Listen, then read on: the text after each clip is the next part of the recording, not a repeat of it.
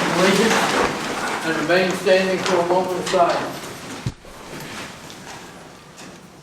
I pledge allegiance to the flag of the United States of America and to the republic for which it stands, one nation, under God, indivisible, with liberty and justice for all.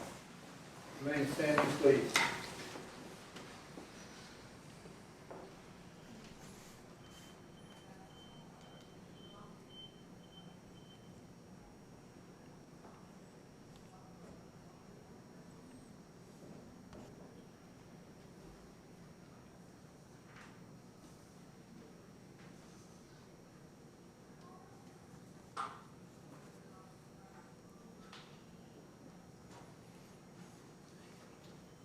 Thank you.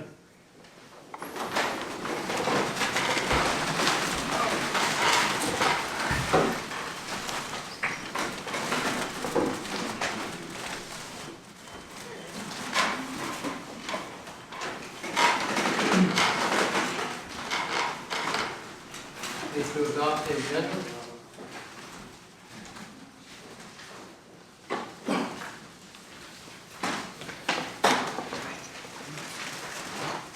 I didn't have any changes. I would move to adopt the agenda as presented. I'll second that. Motion made. Second. All those in favor say aye. Aye. Aye also. Moving the minutes. Yesterday, September 4th, 2019 regular meeting minutes are attached. So the meeting packet, happy to take any comments or members may have. I have an addition to that in the minutes. It's under public comment. It'll be page 2.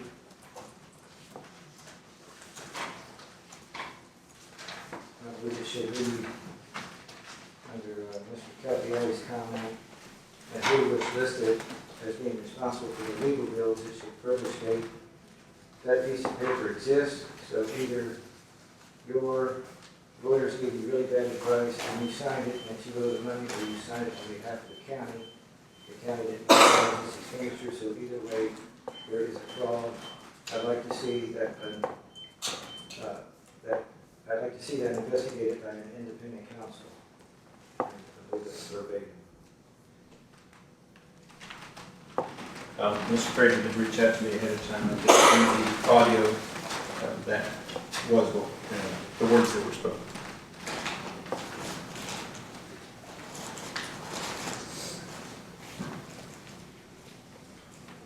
So it's just a matter of putting the words in there verbatim. Correct.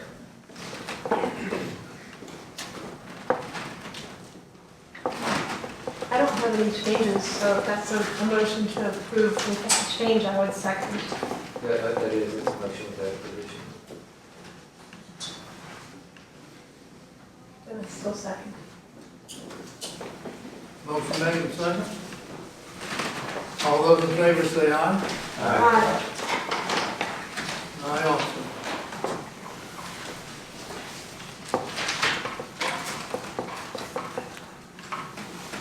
Yes, sir. Next item on the agenda is public comment. Anyone wishing or desiring to speak, please raise your hand, and when recognized, state your name and district that you're from. And I'll now open for public comment.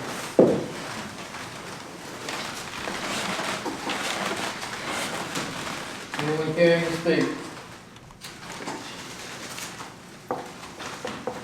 Yes.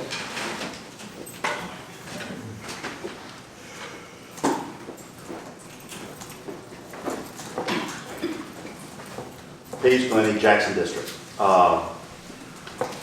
Basically, I just want you all, I request you all to do something about the Planning Commission. The report came back, it was put on as information, wasn't as action on their last meeting, maybe it's going to be on the next one. But largely, it validated most of the comments or criticisms of the comprehensive plan. The other issue is the zoning amendments that need to be done are backing up and backing up and backing up. And it's creating a lot of work for everyone else, the BZA, the zoning administrator. We need to get these things moving. I mean, a litmus test might be if the planning commission is not willing to meet twice a month, then they need to be replaced because they're not getting there where they're going. Please, they work for you. Please do something to move it along. Thank you.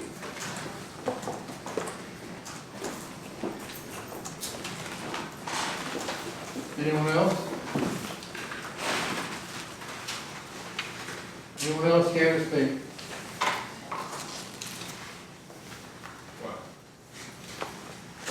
Declare public comment closed. About our school, Dr. Brown.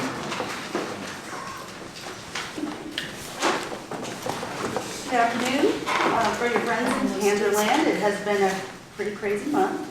Last month, Rappahannock participated in Start With Hello Week. That is a nationwide call to action sponsored by Sandy Hook Promise, designed to address the epidemic of social isolation. Social isolation is the overwhelming feeling of being left out, lonely, or treated like you are invisible. Young people who feel this way may pull away from society, struggle with learning and social development, or choose to hurt themselves or others. Start With Hello Week emphasizes a fun and easy way to create a culture of inclusion that values each individual in school, enabling students to make a difference with their peers in a simple, fun, and impactful way by encouraging them to take small but powerful actions to promote connectedness and inclusion, and to identify and help others who are showing signs of social isolation. All week, students in both schools participated in a Spirit Week, with each day having some type of inclusive activity from Sandy Hook Promise. Students wrote positive messages on sticky notes for their peers. Peer mentors from the RCHS Pride program ate lunch with younger students at the elementary school. Daily announcements were made, giving students strategies for engaging their classmates. Young students wore name tags and were asked to say hello to somebody that they didn't know and learn their names. Students were encouraged to sit with different friends at lunch, and teachers incorporated some of the activities promoted by Sandy Hook Promise into their classroom activities. All in all, it was a very positive week. This month, we continue that theme. It's Bullying Prevention Month, and the schools have many activities planned throughout the coming weeks to encourage students to be kind to one another. Commit to Be Fit is launching its staff kindness campaign, Be the I in Kind, which will include activities, games, and prizes designed to celebrate the staff and empower them to be encouraging to each other. The Obeas Anti-Bullying Program team will also be working with students through fun team-building activities, lessons on how to address bullying, as well as the activities to help students understand the impacts that being unkind can have on others and on ourselves. The Obeas team will be presenting at tomorrow night's school board meeting on some of the upcoming activities. We are a family, and this month we will be working on banding together, keeping close, and keeping tight-knit so we are the best we can be for our students. The State Department of Education finally released their official school accreditation reports that are now available online at the BDOE website. As we have been stating since we ran our preliminary reports, we are in great standing on the new accreditation system, so congratulations, your public schools are fully accredited for the 5th year in a row. On September 26th, the highly anticipated Peer Mentor Reveal Party was held at the high school. During this exciting event, 8th graders find out which upperclassmen will serve as their peer mentor for the whole year. After the big reveal, the mentees and mentors gathered in groups to complete a series of challenges and team-building activities. The Peer Mentor program has been highly effective in supporting our 8th graders as they transition to the high school, and the program continues to receive grant funding from the Vegas Foundation, Headwaters, and TAP. The class of 2021 is organizing another charter fundraiser trip to New York City. So participants will be departing RCHS at 3 o'clock in the morning on November 2nd and departing New York City around 7:30 p.m. Tickets are $100 per person per seat, and those who reserve a seat will travel in style on a luxury charter with an onboard laboratory, TV screens for video and DVD viewing, and large storage space. All students and children must be accompanied by a parent. Tickets are limited to the first 55 seats paid and will be sold first come, first served basis. So for more information, you can contact Janet Roby at the high school. That's my commercial for this report.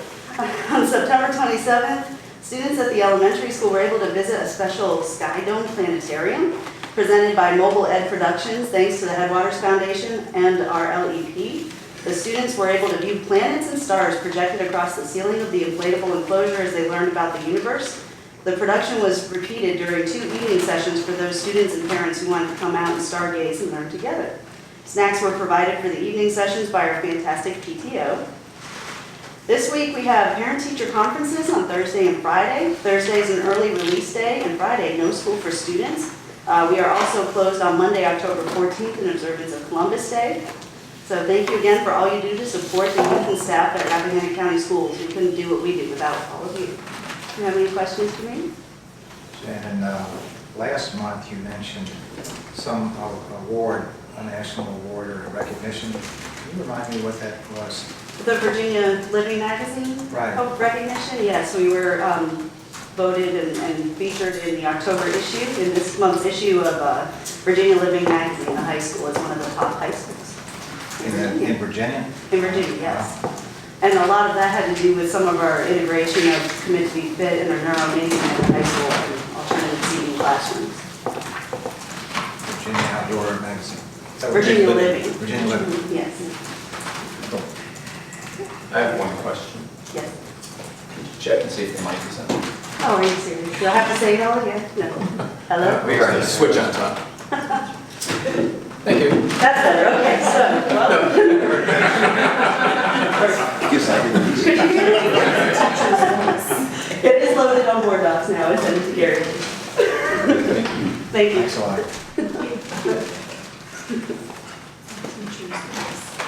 Thank you.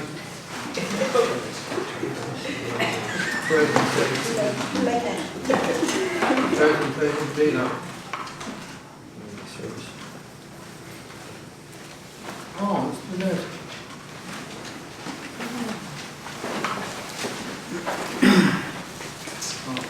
Good afternoon. I appreciate the opportunity to be here. I want to apologize for the mess out front, but I dare promise that it will be paid by next week.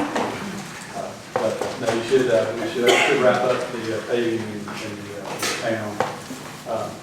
Over the past several years with the utility work that's going on, we get all that covered up.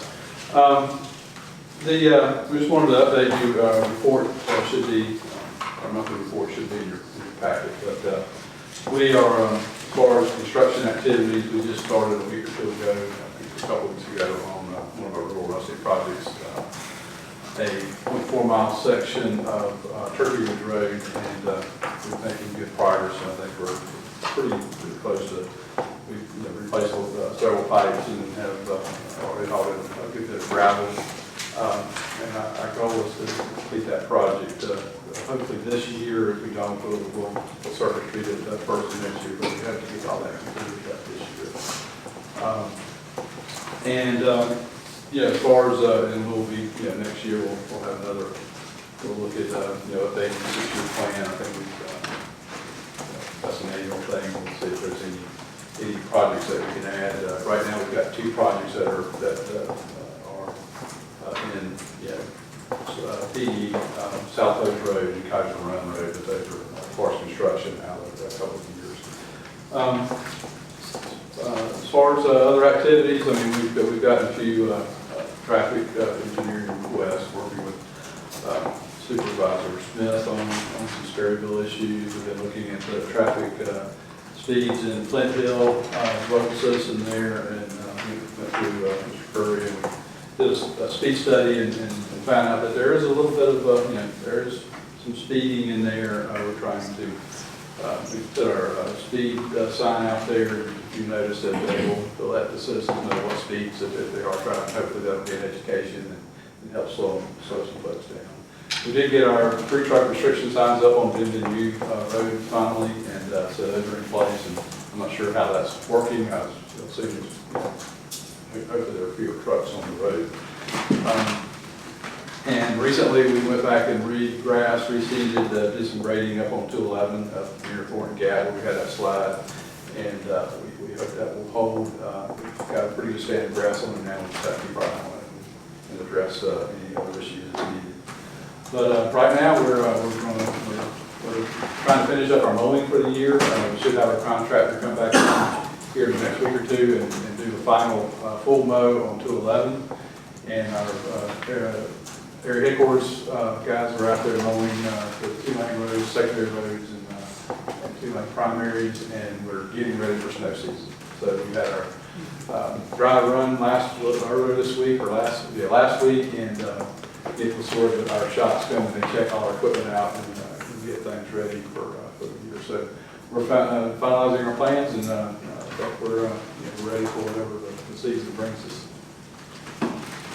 So it looks like they started resurfacing the gravel road, or did they finish that? The contractor came back and put another course of surface treatment on that road. Yes. And they did that at their expense? Yes, they did. They admitted there were some issues with the lateness of the season, and I think they had some material issues as well. So they came back and did that on their dime.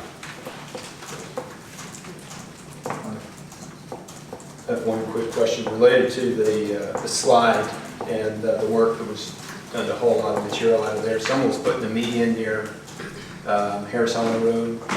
There's an old silt fence still on the median in that area. I think it's related to that project. If not, it's related to the bridge project. If you could have somebody yank that out, Okay, that'd be great. we'll do that. They do that, we do that, and we'll make sure they get stuff.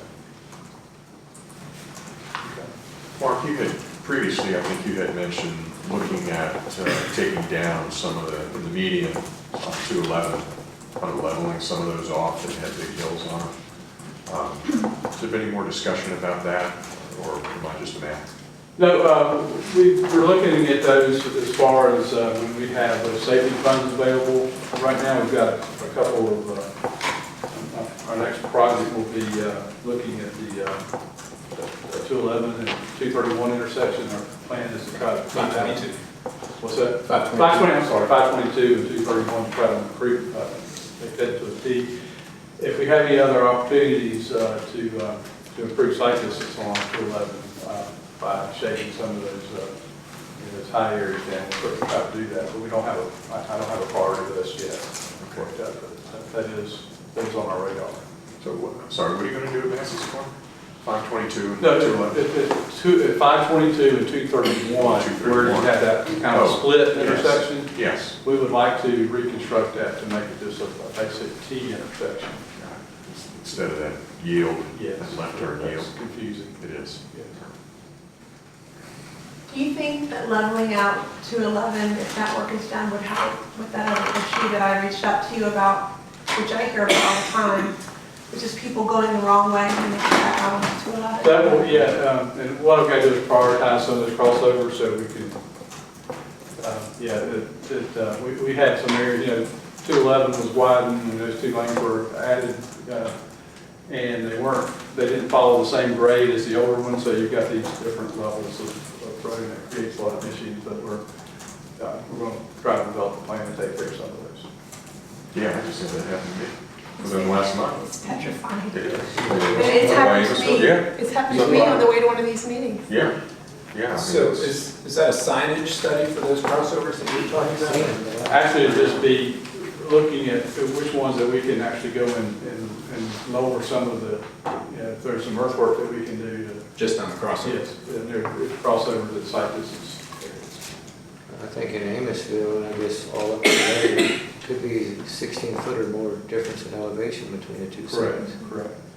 We do have a project that we're working on at 211 and 229 where we're going to realign those two left turn lanes to, and they're rebuilding the signal now to improve site distance at that intersection. They'll probably get the signal done before we get to the turn lanes, but that'll help improve that intersection. A lot of Rappahannock folks use that intersection. That's at the 211 and 221. Yes. Are you aware of any accident history that would support HSIP funding for any of these crossovers? Well, they're changing the way our HSIP projects are put together. They're going away from spot improvements to more systemic type, like the rumble strips, other signing and marking type that they can target a lot of larger network type, system type improvements and not the spot intersection improvements. They're getting away from those, unfortunately. But those were helpful. But There was one other item that came up at the last Public Safety Committee meeting, and that was culvert work. I think it was in Fairmont. where they have repeated flooding? The location we discussed it, Or was it Long down Mountain Road Long Mountain? at the intersection, so right before the intersection with Battle Run. And VDOT did get back to me on the hydraulic capacity of those. I think they're 2 48-inch culverts, and they didn't feel like the hydraulic capacity needed to be increased or something like that. Thank you. I can't remember exactly what happened, If it comes to a time where maintenance would require them to be replaced, then I think they would take a look at but we it. look But at. they're fine right now. Okay, thank you. Anything else? Got to answer any more questions? Thank you, Mark. Okay, thank you, appreciate it. Chairman Welch, you've got two more meetings? Yes, sir. We're trying to add more to the Hopefully, I want to agenda. listen. Thank you.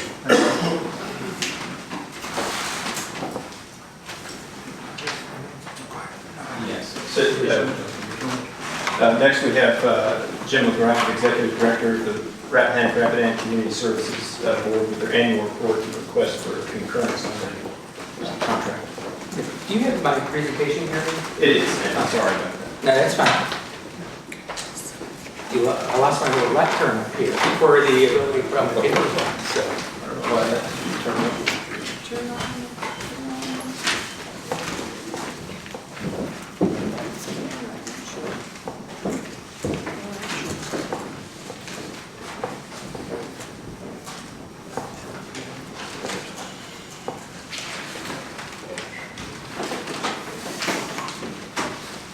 I feel like for public comment, I should say Jim McGrath, Piedmont District. Right? Well, yeah. Are you Piedmont or Stonewall? I'm not quite sure. Am I still on? Oh, sorry. Yeah.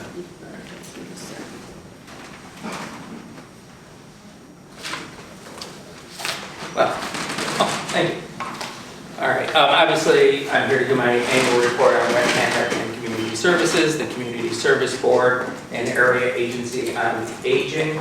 And again, for flipping, thanks, Karen. I think people are well familiar with the mission of our organization. We are the community behavioral health provider and area agency on the aging for a 5-county region, which includes Rappahannock County. And we provide mental health, substance abuse treatment services, intellectual developmental disability services for our community, as well as services for our seniors aged 60 years of age and older. I like to think that all of our services are really just geared to one main item, allowing members of our community to remain in their homes, in their home community, whether regardless of the type of condition or support that that individual will need. Our board is composed of community members, 3 members from each of the 5 counties that we represent. And you can see on the right are 3 board members from Rappahannock County, our Ann Baumgartner, who's nice enough to be here today, Damaris Miller, and Eve Brooks. Again, we are a unique organization. We are the only combined community service board and area agency on aging in the Commonwealth of Virginia. I personally think it's a very nice combination of 2 organizations. It allows us to have a lot of efficiencies that other organizations do not have. And I think everybody's pretty familiar with the services that we provide, so I'm not going to go through them, and you have those in your packet. So again, in the area of mental health and substance abuse, we provide crisis services. So if members of our community are having a behavioral health crisis, we are the entity that gets called when law enforcement is brought in. We do those assessments and evaluations with individuals and go in front of the magistrate with a recommendation on whether that person will need involuntary hospitalization. And again, you can see we provide our behavioral health care services through 2 clinics.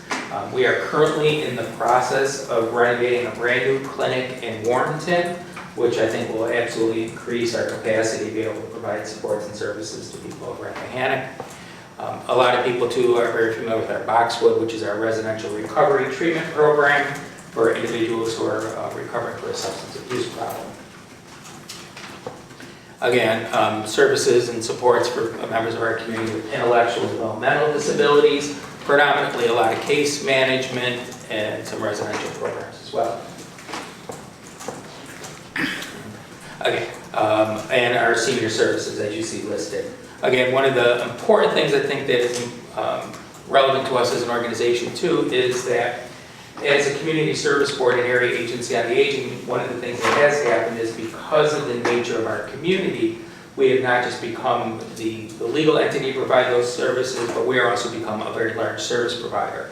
And in this area, one of the struggles that we all have is transportation. So we have initiated and run a very large transportation service to ensure that people can get to the programs and services that we and other providers offer, or to our senior centers.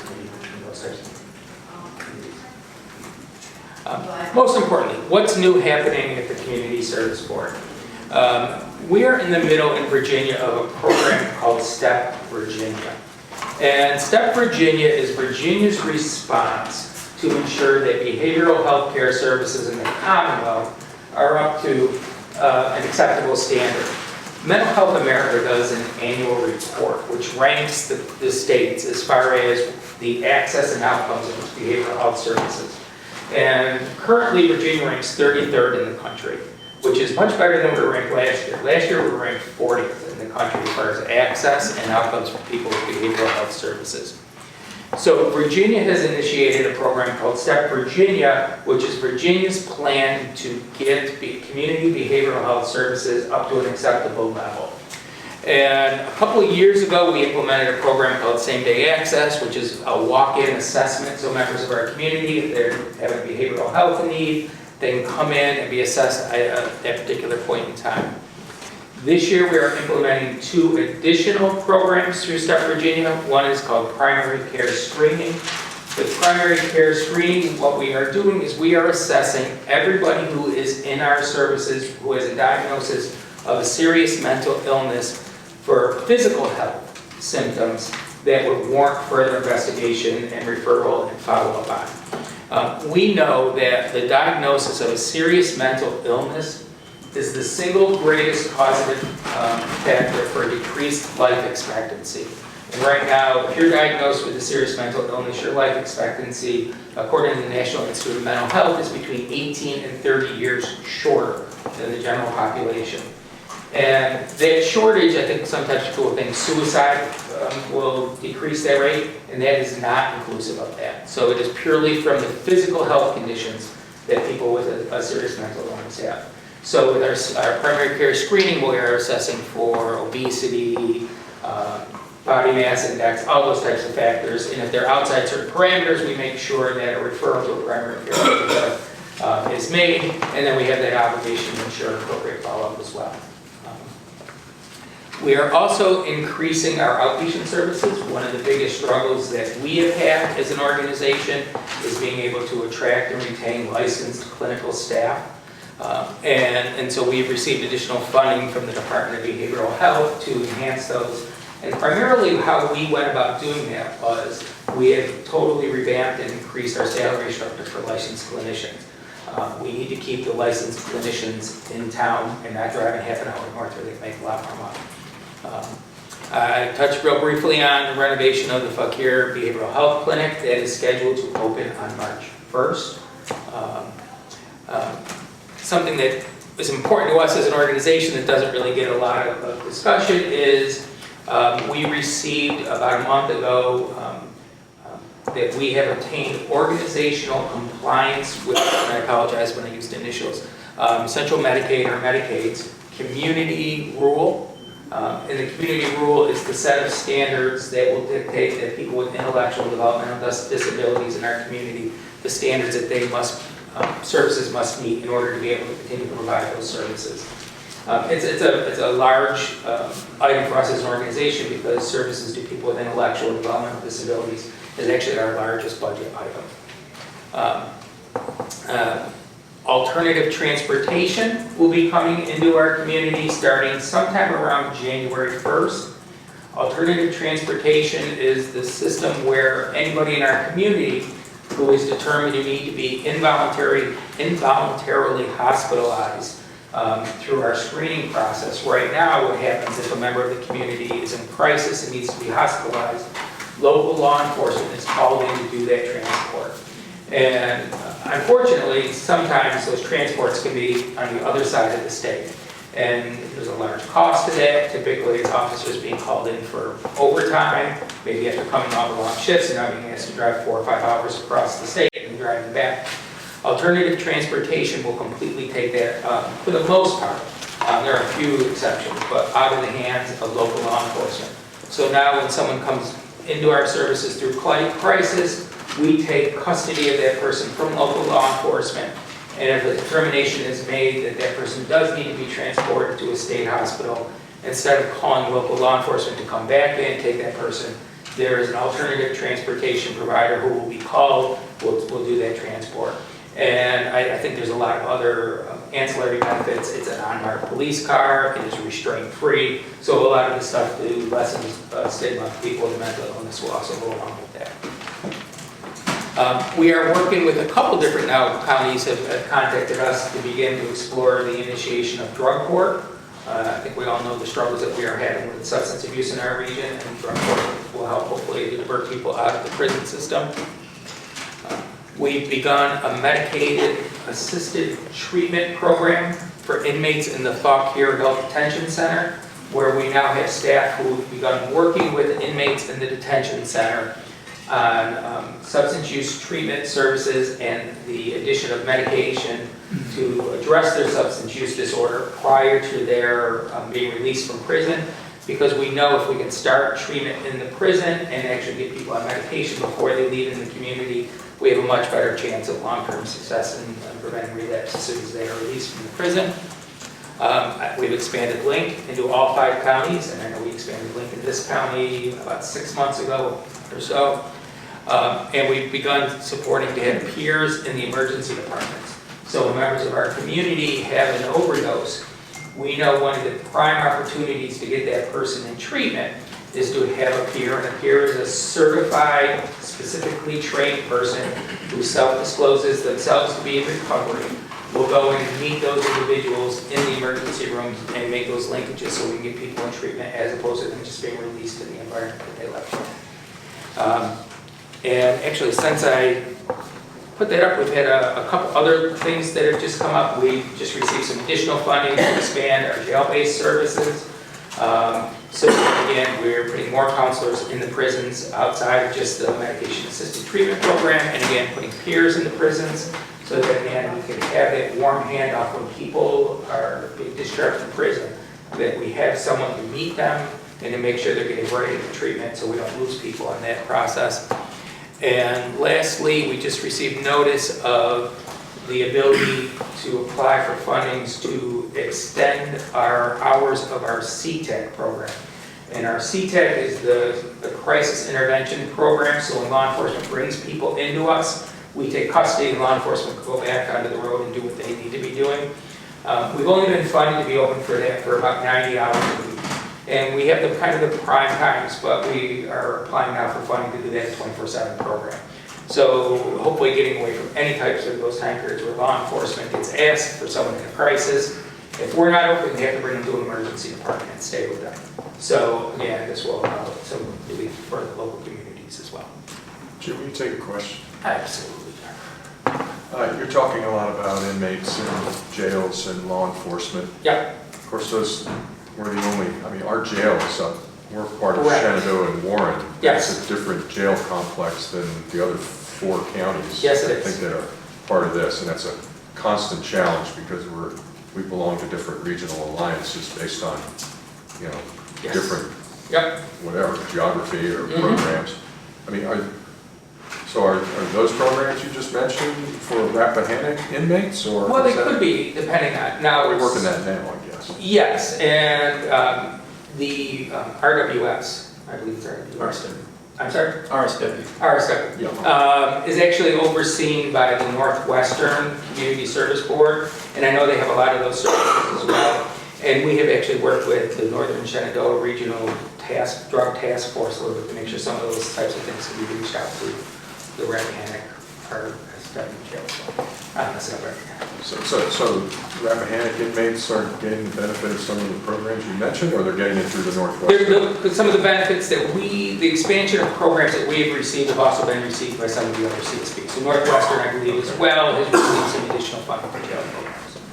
And so is doing some of the, I know they're doing a lot of some of the services. There's kind of a disconnect there though, right? There is a disconnect between, yes, where some inmates go based on regional differences. We even have a similar issue down in some of the Orange County because they go into the region 10, the Charlottesville basically. One of the outcomes that they're really looking for through the State of Virginia is to make sure that irregardless of where you are in Virginia, those services are available and accessible for everybody. So we, like alternative transportation, you're still coming to us. It's a relief on local law enforcement, crisis assessment, expanded hours is still upon us. If people go to the emergency room with an overdose, if they're going to Fauquier or Culpeper hospitals, we are still supporting peers in those types of programs. Yep. Just as kind of information as well, I think it's important to know that this was really my first budget with the RCS. It was a very challenging budget year for us as an organization. And last year I spoke very briefly. I just come on board, we talked about Medicaid expansion. We now know the real effects on us as an organization through Medicaid expansion. As I reported last year, our state general funds were cut about $140,000 for Medicaid expansion. This year, that cut was an additional $297,000. The belief was that through the expansion of enrollment in Medicaid, we'd be able to build back those services through increased billable opportunities for people who are now enrolled in that Medicaid. That is not happening anywhere near what the reduction in our revenues have been. So last year, of the $140,000 that we were cut, we were able to claw back about $42,343, 32%. So if that rate continues this year, we'll have a net effect of about additional $200,000 reduction in our general fund. That's really very important because we have received very little or no increase in our rates, nor have we seen any increases in state general fund appropriations over the last several years. Any increases, and you will see on the last couple pages of the slides, our budget this year did go up about $1 million over the previous year. All of the increases that we have seen, though, have been very program restricted. So we received money to implement primary care screening. The funds to do that have to go to the costs associated with just that program, which is, again, made it very difficult with all the other state general fund reductions. We've seen, like every other organization, our healthcare costs went up about $129,000 this year. We had a $130,000 increase in healthcare costs last year. We have recognized, too, over the course of the last year, that we have fallen behind in wages for several of our key positions. And we need to take care of some of that, especially to be able to offer the services that our counties are demanding that we offer. And just by comparison, a 3% salary increase for this year costs our organization $433,000. Okay. And lastly, historical agency allocations of local county support and unrestricted state general funds. We've used those historically to bolster programs that are becoming unsustainable. For example, I talked briefly about our transportation services. We use state general funds and local county support to help offset the cost of transportation to our senior centers, or our day programs. Last year, as an organization, we supplemented from agency funds our transportation costs about $680,000. And so this year was, again, with all those things kind of became a very, very difficult budget year for us. We were able to come to a balanced budget. We've done it through a couple avenues. One is we are changing how we are managing the organization, really putting performance measures onto our staff, which I think is something all organizations have to go through in this day and age. We've been able to develop a capital budget outside of our operating budget due to some reserve funds we have within the organization. That's kind of a one-time fix, frankly.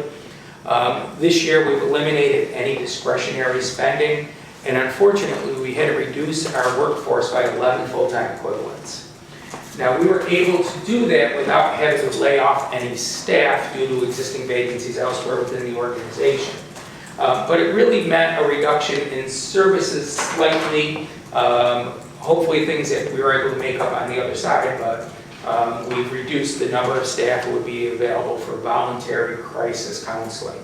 It's not something that we are reimbursed for, but it's something our community wants us to be able to do. But due to funding and lack of any increases in funding over the last several years, we've really had to reduce some of those types of services as well. So does CMS consider you a rural program at all? I mean, that's a broad question. Yes, parts of us do. We are split. I do not believe Fauquier County falls into the rural area, but Orange, Madison, Rappahannock, I do believe fall into the rural. Because aren't the reimbursement rates for rural higher? It depends on the service, and I don't believe any of our rates are different based on, because of where our clinics are from a rural perspective. Okay. So they're treating us the same as a Fairfax or a Loudoun or something like that? Yeah, for the most part. For reimbursement? For reimbursement purposes, yes. We do receive some benefit from our rural nature when it comes time to the disbursement of state general funds and some of the formularies that we are used to determine when state general funds come out. So for example, we recently, with the outpatient services being a rural community, that health opportunity index that they use, we have a lack of providers received a little extra funds than some of the other regions might have received. As part of our contract with the Department of Behavioral Health, we have to notify the department on the prospective number of individuals we will serve, and that's what you're seeing in front of you. So in behavioral health services, you see on the right-hand column the total number of individuals as an organization we expect to serve, and in the left-hand column, the number of Rappahannock County individuals we expect to take advantage of those services. And I'm not going to go through all of them, but for outpatient services, those are the number of individuals who use our outpatient services for behavioral health needs, for counseling, medication, management, those types of things. So we will see about 900 individuals at our clinics, and about 34 of them will be Rappahannock County residents. Okay. And again, this one would be for individuals with developmental and intellectual disabilities. We have about 375 people on our caseload, and about 8 individuals are receiving case management. I think this is really valuable for me this year as this got broken down, because it really kind of shows me where we need to start making sure people in Rappahannock County and some of our other counties are making sure that people are aware of services and accessing them. So for example, case management, while we have 375 people that we support, Rappahannock is about 4% of our population base. So we should see probably 12 to 13, 14 people, I would say, somewhere in that range. And so making sure that we're getting the word out of the services being available to our community is important. Again, this would be individuals with a substance use disorder. And again, you can kind of see the same type of numbers. Emergency services, again, the number of crisis calls and screenings we would do for people in our region. And for some reason, the columns got flip-flopped on this one, but this is our aging services.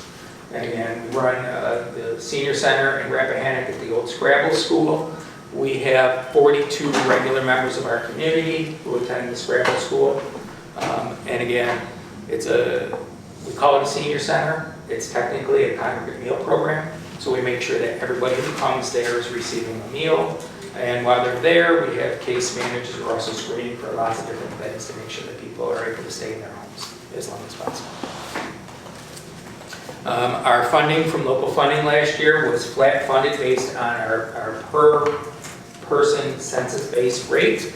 The changes in actuals went up slightly as the population might have changed slightly.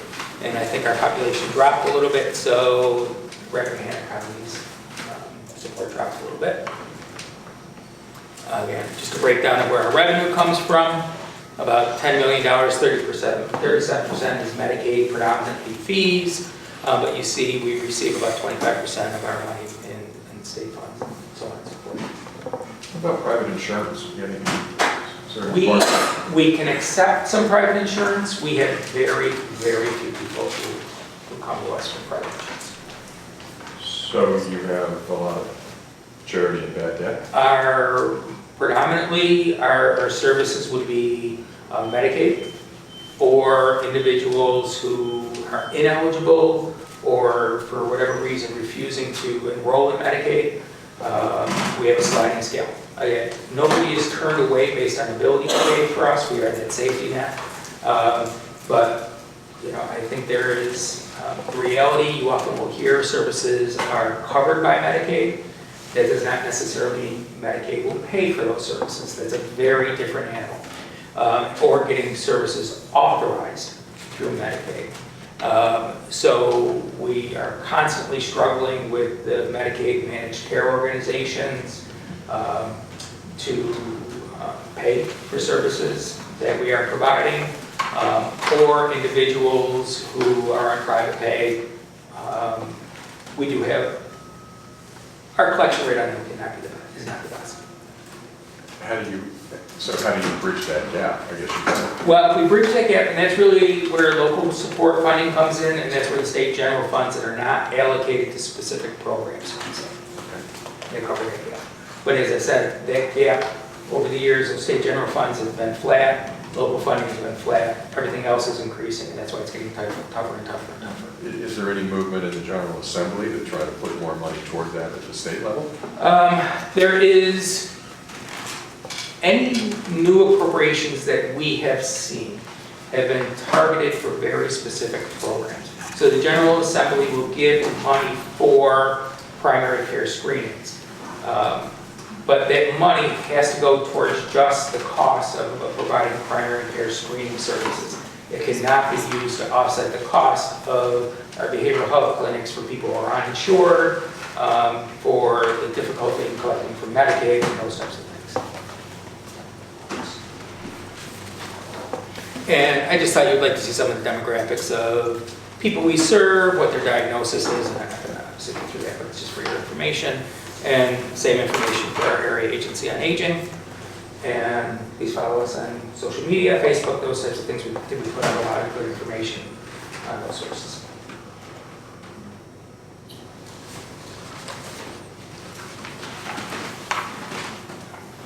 And if there are any other questions, I'm happy to answer.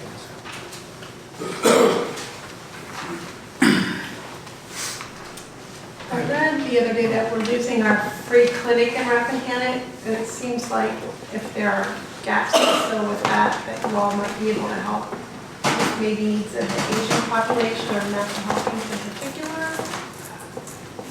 Well, we're not a physical health provider. And I apologize, I had not heard that the free clinic was.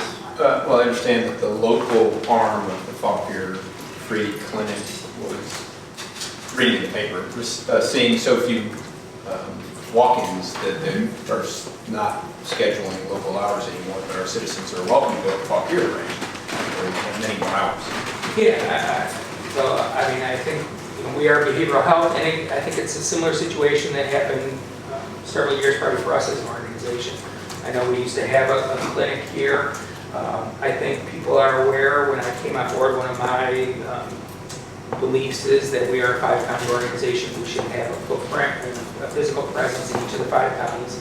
And DSS has been very generous to allow us to, squat in their office with a staff, or at least there's a staff there.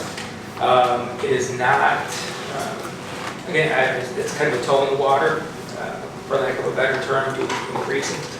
But it is a real challenge for us to have, if we were to open an office in this area, just due to the population size of Rappahannock County. It makes it very difficult to make that sustainable without some sort of partnership. If we have a DSS or some other provider.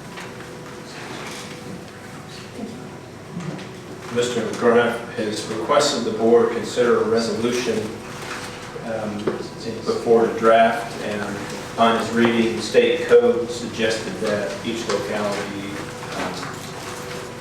whom RCS is affiliated should take such action. So there is a resolution in your packet. And I don't know if you want to speak to it at all. No, I mean, Gary, I think you said, well, I think in kind of my review of code, I don't believe we've asked for resolutions. We've done presentations to the boards of supervisors, but the code does mention receiving approval of the performance contract and area plan as part of our process of being representatives of each of the 5 counties. So in working with Gary, we've made sure you had a copy of our performance contract. I don't mention anybody read it, it's 100 and something pages long. But basically talks about the funding mechanisms as the Community Service Board, and then we also settle on the area plan for Area Agency on Aging, which again is similar in scale and scope. But you've had this presentation, you've had the opportunity to ask questions. If you have any questions, then that basically wasn't what the resolution would ask for, is that you had the ability to review it and are supportive of us as an organization. So we're just endorsing what you're doing, right? Right. This resolution. The resolution paragraph is pretty straightforward and basically acknowledging that the board participated in the review process and had no additional comments regarding the current plan. Well, I'll make a motion that we approve this resolution. A second. Motion made and second. This is a roll call vote. Mr. Frazier. Aye. Mr. Lozinski. Aye. Ms. Smith. Aye. Mr. Parrish. Aye. And I also. Thank you. Thank you, I appreciate the support. Okay.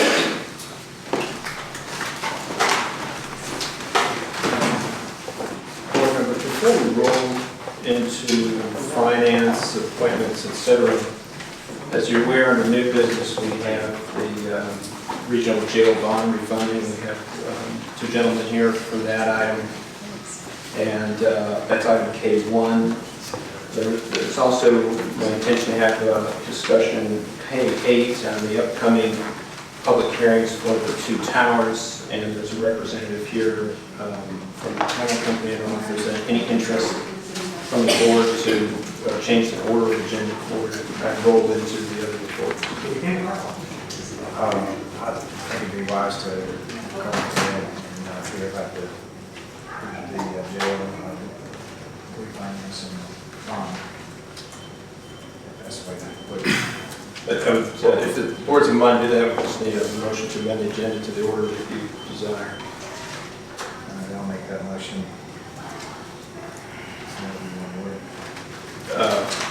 Move the discussion regarding the Rappahannock Warren Regional Jail Bond funding opportunity on K1 to the current spot on the agenda.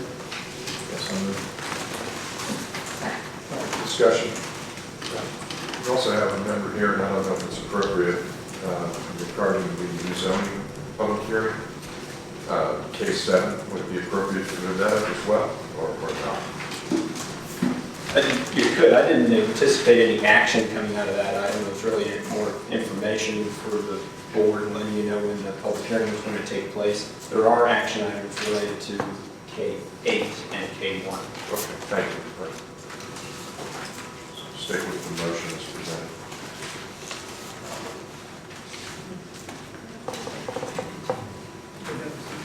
Yes, Ms. Smith, second. Motion made and seconded. All in favor, say aye. Aye. All opposed, nay. Motion carried.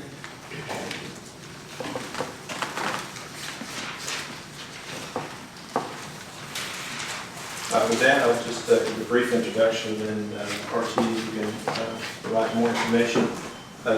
Essentially, the Rappahannock Warren Regional Jail, as you know, was constructed through bonds that were sold to the market in 2012.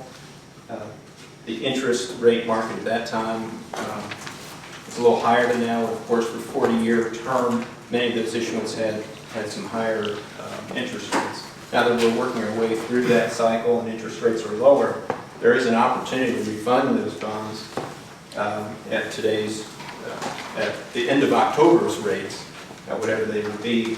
And the analysis performed by Davenport indicates that there may be significant savings to be had by Rappahannock, Shenandoah, and Warren by way of our annual contributions to the regional jail. I'll preface all of this by saying Rappahannock savings will be, our proportionate share of the savings will be linked to our proportionate share of inmates, which right now is about 6%. Warren and Shenandoah stand to save significant dollars if this moves through, as you see with the data that RT shares. Without me getting into his business, all I'm going to pick up. Each of you has a presentation in front of you, and we can broadcast it on the screen as well.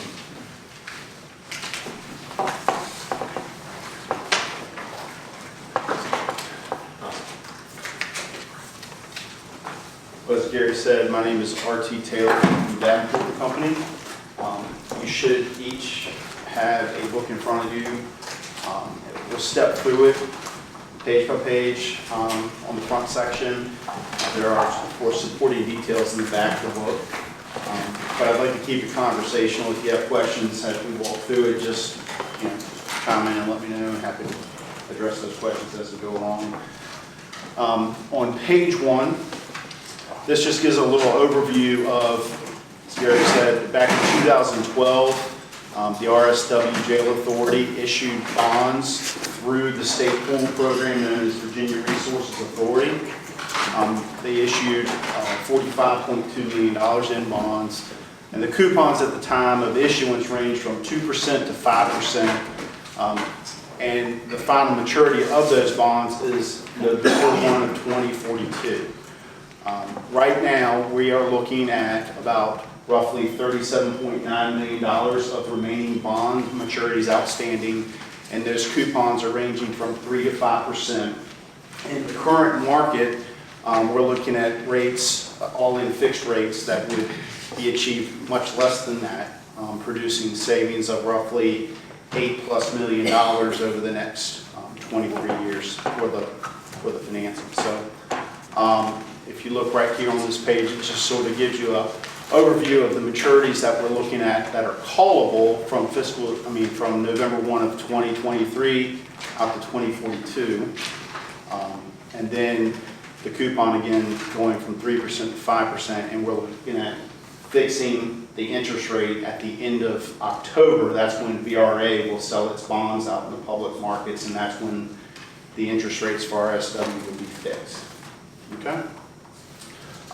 Sorry, before we move to the next page, there is a little bullet down there that at the time the 2012 bonds were financed, there was a requirement by the bond investors through VRA to have a debt service reserve fund.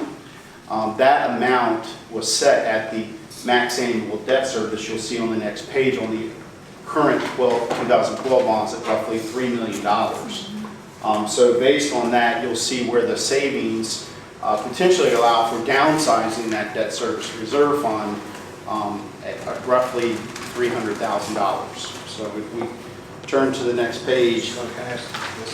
Yes. On this page 2, the par refunded, the difference between line 2 par refunded and the bond par amount, that's $4 million. Yes. Right? And so could you explain that? Yes, sir. So in the current market, you're going to be taking out 37.9 principal of bonds. That's the principal component. Right. In addition to that, there's going to be interest due to the bondholders over a set period of time. Right. So that's also included into what you are paying off. It also factors in what you're going to be able to set those funds aside. You're funding a project amount or escrow amount that will be subscribed for in slugs, state and local government securities, so that by the time that the bonds get to the call date of the old bonds, there'll be enough monies set into that escrow fund to pay off the old bonds. Does that make sense? So part of that difference is... Yeah. So, I mean, I kind of believe interest is going to go up, in which case we would save money. Yes, sir. But in the event that it stayed level, then we would automatically lose this $4 million, correct? There is, you wouldn't lose the $4 million. You're going to pay it one way or another as part of your current debt service schedule. Does that make sense? Paying it earlier this way. You'd be paying it earlier, correct. You're setting aside monies in an escrow account that will fund it on the call date of 11/1/22.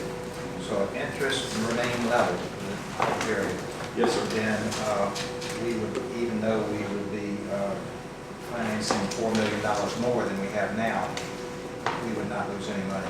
That's right. Well- It's factoring in. Well, but there's also the inefficiency of the escrow, which is kind of what we're talking about in the board meeting and probably what you're getting to, which is the escrows can only earn like 1.6%, is that right? Because that's when those flows in. But this is, some of what's paid is bonds that are at like 4%. And so there's that kind of negative amount that's gonna, that has to be paid for that whatever 2 or 3 year period. That's right. So that's kind of what Ted was speaking of, our study is kind of the inefficiency of the escrow. That wouldn't be there if we waited a couple of years. That component of it wouldn't exist. So you're saving money, you're losing money, so to speak, the first 2 to 3 years. It starts making sense fiscally 4 years out. Yeah, I mean, the way that it's, well, you can speak to this, but the way that it's set out, it's level, so your savings really are, I mean, the way that it's set up is every year, you're gonna see that savings every year, but, because you're kind of redoing the whole deal, but that's sort of right. I mean, there's this sort of loss that's happening in the first couple of years that has to be recouped one way or another. So if the board was in mind to predict the interest rates going out 3 years, you were in line to say, well, they'll be as low as they are in 3 years as they are now, well, maybe it makes sense to wait. But that's a big risk, because they're pretty low risk.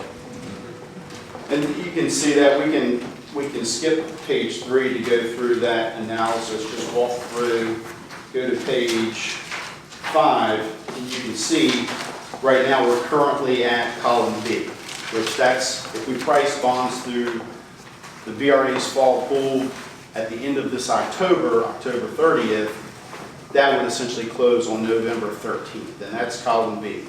So based on the taxable advance refunding, the savings that can be achieved are shown here under column B. And as you get closer, column C, D, and E, as you get closer to the actual call date, that escrow period becomes more efficient, as Jesse was saying. So you pick up some of that lost amount. Okay? If you wait 3 years and rates didn't move at all, then that's a column F, and you'd be able to refund the outstanding maturities at that time. Of course, you'd be paying them off between now and then, but whatever's remaining at 11/1/22 would be currently called, currently paid off, and tax exempt eligible. So, yeah, I was kind of wondering about all the other columns are taxable and the last column was tax exempt. That's right. So the new laws, the new tax laws that went into effect January 1 of 18. Prior to that, localities, municipalities, authorities could go out and refund their bonds on an advance basis, so set up an escrow account like we're doing here, but they could do that on a tax exempt basis. With the tax law changes, the ability to do that on a tax exempt basis went away. And now taxable rates, you can still do it on a taxable basis, always good. But taxable rates have dropped so much that it's still as efficient to advance refund these bonds that we're currently looking at. And so by waiting until the actual call date, we could retain the tax exempt status. That's correct. Okay. Right, if you look at row 4, which has a green box underneath on page 5, under that column F, you'll see a plus 91 basis points. So if you're aligned to risk things, if the interest rates went up just 0.9%, you break even with the debt. That's what that analysis is showing. So that's a long time out. That's right. And we don't, obviously, the market hung in there, you could do that. We don't know what rates are going to do. So 9% is between 17.44 and 26. No, this is 91 basis points, which is 0.9% interest rate increase from where we are today to break even. If the rates were the same as they are today, then the net present value savings would be 26% versus the 17 predicted when the analysis was done. So it would be much better savings Right. if the rates stayed as they are right now. That's right. And you can actually. You have the sensitivity analysis in there, right? That's right. So if you look at page 6, this might help put a little bit more perspective on this. Again, column B is what you're looking at for the current market, again, doing the taxable advance refunding. If you look at the very bottom line, line 30, the all-in gross savings that the authority could achieve would be $8.7 million. Okay, that's 17.4% of on line 3 on a present value basis. So if you compare what the market would have to do between now and October 30th, so just a few weeks, what we're saying under column C is that interest rates would have to go up 100 basis points to get down to the industry standard level of 3.3% PD savings. Okay? And as you walk across the page, column D shows you the break even to get to 5. E is break even to get to 7, and then what you want to see in column F, this is the 9% PD savings targeted savings in your resolution today that the RSW board adopted on 9/27. Shenandoah adopted last Thursday on October 3rd at that minimum threshold or minimum floor of targeted savings you want to achieve. So that's 3 times the industry standard of 3%, and right now, we've been sort of bouncing around between 15% and 17% over the past couple of weeks. I'm wondering, we had this meeting at the jail like a week and a half ago. Yes, sir. And so what is changing that week and a half? You know, because here we're looking at the end of October for this. So in that week and a half, what's happened? Has it gone up or down? It's gone slightly down, but we've been bouncing around between 15 and 17% over the past couple of weeks. Yes, sir. Wasn't this proposal initiated sometime back and one or more of the counties wasn't interested at that time? A couple of years ago, yes, Couple sir. years ago. That's right. What would the proposed savings have been had they acted then? It would have been a little bit less than 8%. If that had gone, I mean, again, this is kind of crystal ball stuff, but kind of after the fact. If that deal had gone, I think it was saying it would be about 7%. Much less than what we're looking at today. Much less meaning, Much less savings if it had been done previously. Well, the actuality, if the bonds were actually refunded at that time, looking back, it was 7.87, I think. That's right. So if the board, if this board, one of 4 votes that needs to happen in 4 different bodies to make this happen, the resolution is set up with the approval for the net present value savings of no less than number. And the jail authority said 9, no less than 9% net present value. Shenandoah said no less than 9%, and Rappahannock could likewise say no less than 9%. So if, when it's time to actually sell those bonds at the end of October, if the rates have increased to a point that those savings wouldn't be materialized, The votes are null and void. it won't happen. That's right. That's line 4 under column F. So if rates between now and the end of the month go up 60 basis points, that would negate the savings we're projecting here, and it would be right at the 9% present value threshold. Does that make sense? Which is basically the localities and authorities saying, if we're only going to get, if we're going to get less than 9, then maybe it's worth giving it a shot in a couple of years. And That's right. This isn't the grand slam we thought it was with 17%. We'll wait it out and see if we can do better now. The risk is it may not do better, but If we don't do it now, when would be our next opportunity to do it? I think this is your window to do it because the VRA needs notification and adoption by the county boards, the member jurisdictions, and the authority board by mid-October. So again, RSW took their action, as you know, on September 27th. Shenandoah did theirs last week, and then we're here for Rappahannock, and then Warren will be taking consideration at their October 15th meeting. What VRA has told us is their drop dead date for all these kind of refunding deals, not for new deals, but for refunding deals, is October 22nd. And that's the last opportunity? That's the last opportunity for this pool. They do pools every year, so they do at least a spring and a fall pool every year. Sometimes a summer pool, so it'll be 6 months. If we don't do it now. Yeah, so it must be 6 months. 6 months. The next pool would be in May. so April, May. what are the interest rates going to be then? That's a big question. What kind of fees are involved in this and who pays them? They're all included as part of the financing, and all the numbers that are sitting before you today are fully baked in. They are after all the costs have been paid. So the county does not come out of pocket per se, it's in the financing itself. And the jail is in the Correct. It's all, yeah, that's right. So the rate, all the resolution speaks to the 9% PV, all the analysis done with all those costs factored in already. So if the rates were to stay the same as they were on September 24th, when the latest analysis was done, the debt service payment would be reduced by about $360,000 a year. That's shown in two different terms, page 4, column D. And so we would locally receive the benefit of 6% of that through reduced payments to the regional jail. Of course, our partners would receive much, I think Warren would get about half of that, and Shenandoah, the balance, based on our proportionate share of inmates.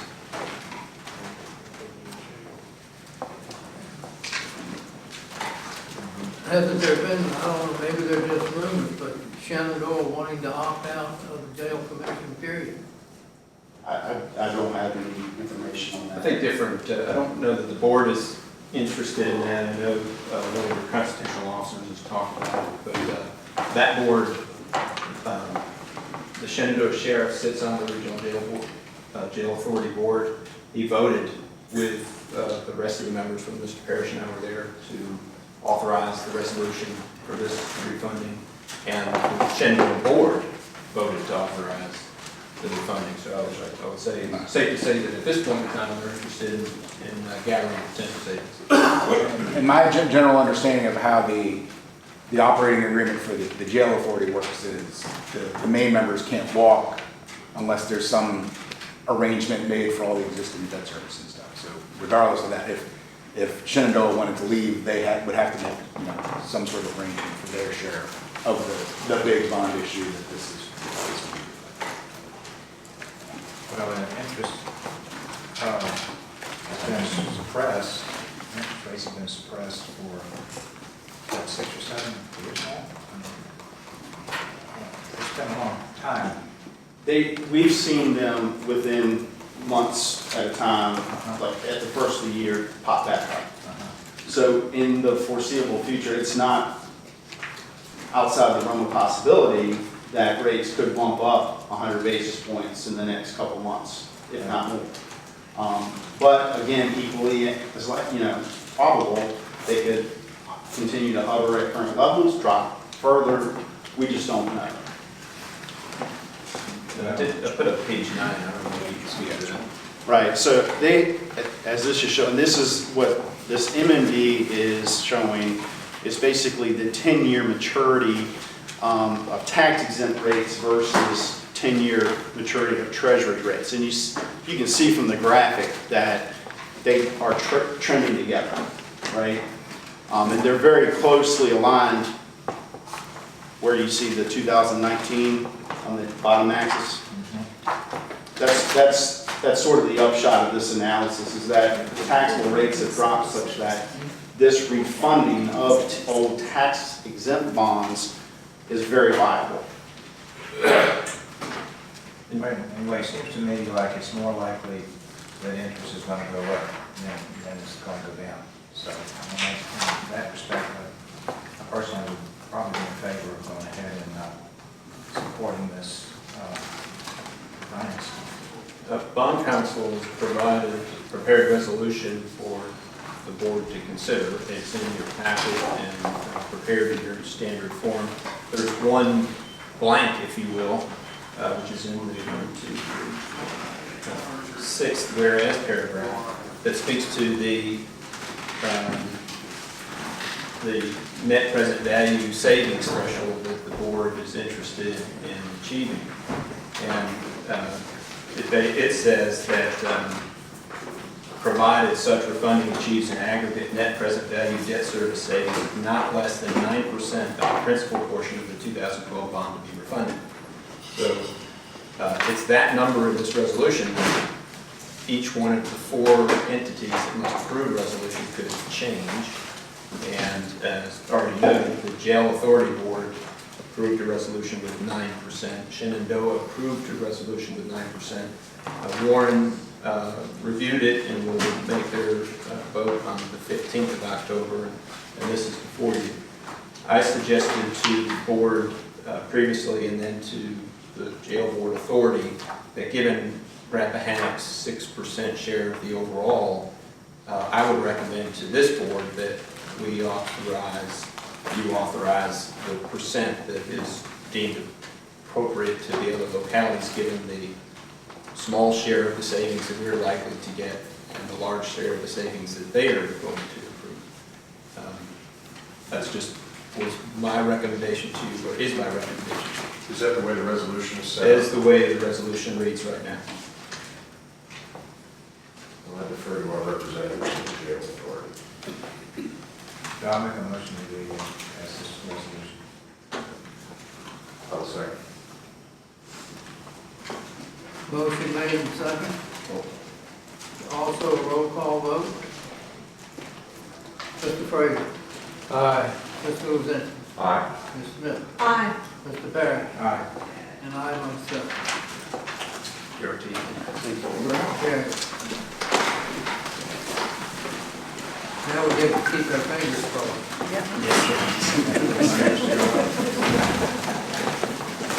Pressure on Warren County. Yes. Thank you. Almost finished. All those buildings.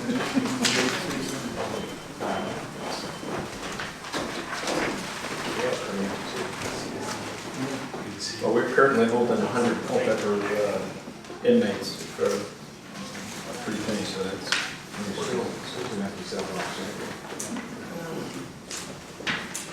All right, that brings us back to G, treasurer's reports. I'm going to move quickly through this and allow the board to ask any questions. I didn't see anything in the treasurer's reports that caused me any concern. Cash flow is very good as it has been in the past. All the reports are included in the packet. There is one new report, and that is for capital expenditures. Ms. Nick just ran the report slightly differently from a format perspective to make it a little bit easier to see. Yes? Did we amend the agenda to move up the? I only heard the one item. Just the one item? Yeah. All right. So, of course, amendment is always in order.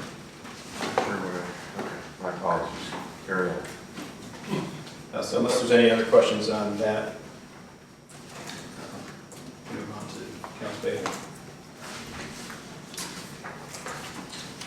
That's you. Accounts payable for this month does include a payment to Walker Jones for litigation purposes. It's $800 or so. I will dig that out, but I did place for you at your spot. Conflict of interest disclosure may be appropriate. $910. And so, if you'd like, you could read the disclosure statement.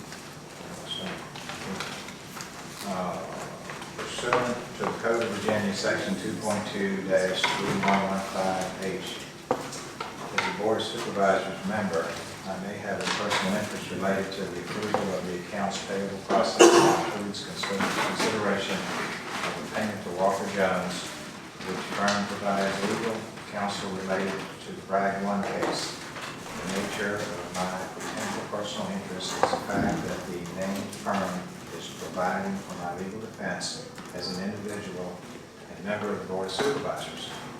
I certify that my involvement in action is as a group of 3 or more members of the Board of Supervisors which are affected by the transaction, and that I am able to participate in the transaction fairly, objectively, and in the public interest. Pursuant to the Code of Virginia, Section 2.2-3115H, as a Board of Supervisors member, I have a personal interest related to the approval of the accounts payable process that includes consideration of a payment to Walker Jones, which firm provides legal counsel related to the Bragg 1 case. The nature of my potential personal interest is the fact that the named firm is providing for my legal defense as a member of the Board of Supervisors. I certify that my involvement in action is as a group of 3 or more members of the Board of Supervisors, which are affected by the transaction, and that I'm able to participate in the transaction fairly, objectively, and in the public interest. Pursuant to the Code of Virginia, Section 2.2-3115.H, as a Board of Supervisors member, I may have a personal interest related to the approval of the accounts payable process that includes consideration of a payment to Walker Jones, which firm provides legal counsel related to the Bragg 1 case. The nature of my potential personal interest is the fact that the named firm is providing for my legal defense as an individual and a member of the Board of Supervisors.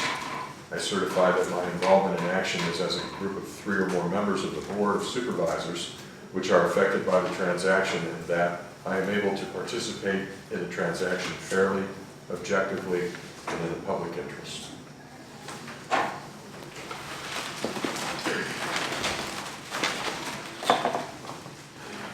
Pursuant to the Code of Virginia, Section 2.2-3115H, as a Board of Supervisors member, I may have a personal interest related to the approval of the accounts payable process that includes consideration of a payment to Walker Jones, which firm provides legal counsel related to the Bragg 1 case. The nature of my potential interest is the fact that the named firm is providing for legal defense for members of the Board of Supervisors. I certify that my involvement in action as a group of 3 or more members of the Board of Supervisors, which are affected by the transaction, that I am able to participate in the transaction very objectively in the best interest.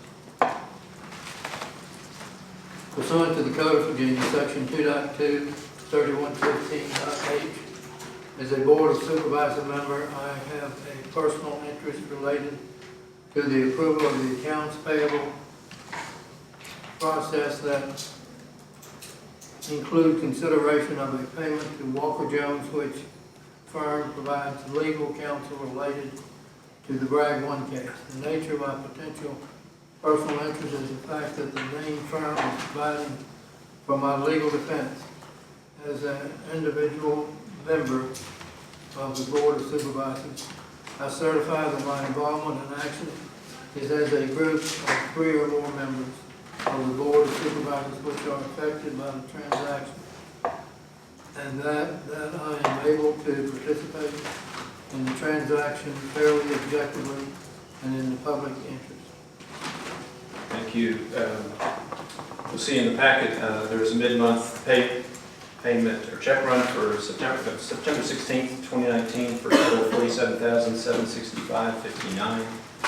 Check run on today's date of $565,674.25. And that second check run with today's date for $5,500, that was added this morning and is the partial payment for the work on the library roof.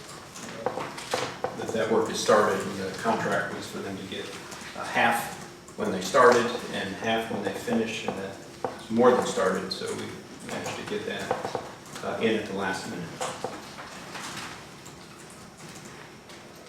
I'll make a motion to go ahead and approve payment of both of these bills. There's 3, including the $5,500 for Including the third.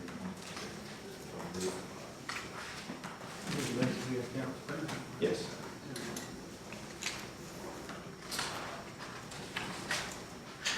Second. Motion made and second. All those in favor say aye. Aye. All opposed, nay.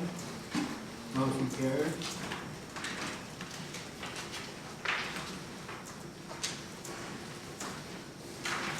Next item is appropriation for sheriff's compensation reimbursement. Sheriff. Yes, this is somewhat related to the topic Mr. LeGrand was speaking to earlier. The sheriff has requested a supplemental appropriation of $848 that was received from the crisis intervention team to cover the compensation reimbursement for deputies that have transport individuals rather than transportation being made by RRCS, which is required per agreement with them. This $848 that would be appropriated to their salary and wages line for deputies. I just need a motion approval to do that. So this additional expenditure is fully supported by additional revenue. I would move that we adopt this appropriation as presented in the packet. Second. Motion made and second, all those in favor say aye. Aye. All opposed, nay. Motion carried. Similarly, there's a supplemental appropriation for Department of Social Services. Last month you carried forward from FY19 to 20, received yet not spent grant funding from the PATH Foundation for their foster care recruitment program. And this $300 is additional grant funding that they just received from the same source. So expenditure is fully supported by the grant revenue. So moved. Second. Motion made and second, all those in favor say aye. Aye. All opposed, nay. Motion carried. The next on your agenda is the monthly review of contingency. There's actually items in for consideration this month, two of which I'd like for you to consider at this point in time, and two to potentially consider later during agenda items, more specifically for those items. So the first is for the Berkeley group, the comp plan work that they're doing. This work was contracted for last year, and $5,000, and with the budget that we have this year and the Planning Commission, which was of discussion during adoption at $3,000, the budget requires an additional $750 because some of the $5,000 was billed in FY19. So the remainder of what is to be billed this year is $3,750, leaving us $750 short for FY20. Does that make sense? I think it was pretty confusing. Second item in the table is a leave payout for two employees, Jenny Capsa and Jimmy Deal. Both of those employees have moved on. The schools have stolen Ms. Capsa full-time, and Jimmy is going to enjoy retirement. They each have annual or vacation leave that they've accrued up to the maximum limit, which our current policy provides them to be paid for at their current rate. And Mr. Deal has comp time on top of that, that he is also entitled to be paid out at current rate. The total of for both of them is $13,711. I've shown those in the table. The other two items, Baker Tilly is for an HR contract. We'll get to that later in the agenda. And then Harris for dual control head radios, which we'll also get to later in the agenda. I'm not sure how the board wants to handle this, but if you were of a mind to authorize the use of contingency for the Berkeley group balance and the leave payout, we could do that now and then discuss the others case by case in later agenda items. Yeah, I would feel better to do it that way. So I'll make a motion that we approve the first two payouts, the Berkeley group and the leave payout for CAPSA. And again, if this is a reservation on your contingency, if by the end of the fiscal year, the budgets that these are attributed to don't need a transfer, we won't make the transfer. At the end of last year, we didn't make any transfers. A second. Motion made and second. All those in favor say aye. Aye. All opposed, nay. Thank you. Carried. That brings us to appointments.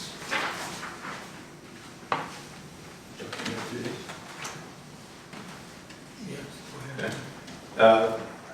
This first appointment is for the vacancy in Agricultural and Forestry Districts Advisory Committee. Actually, I have a member here. There is one vacancy for a landowner in the county. I have not received any interest or application for that vacancy.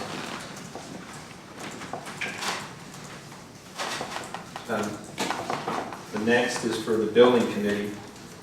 We have two citizen representative vacancies due to resignation. I had not received any applications for that up until the start of the meeting when I received one from Mr. Glennie. I'm not sure how the board would like to proceed on that. What about the application from the stamps that continues to get? Yeah, so there was an application with stamps received 3 or 4 meetings ago that was not acted on. Can we, So I'll make a motion to reappoint both those people to the, these 2 vacancies.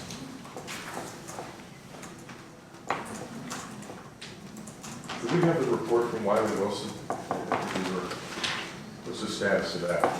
There was a feeling, I have- we were delaying the yeah. stamps was because we were waiting for something. I have a to talk draft about. report. I've reviewed it essentially one time and since been pulled in other directions.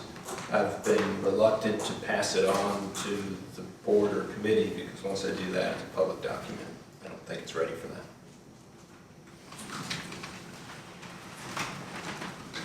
So you have some work that you need to work back and forth. That's my preference. Okay. So I'll make a motion that we approve both of them candidates for that, to fill the vacancies on the board.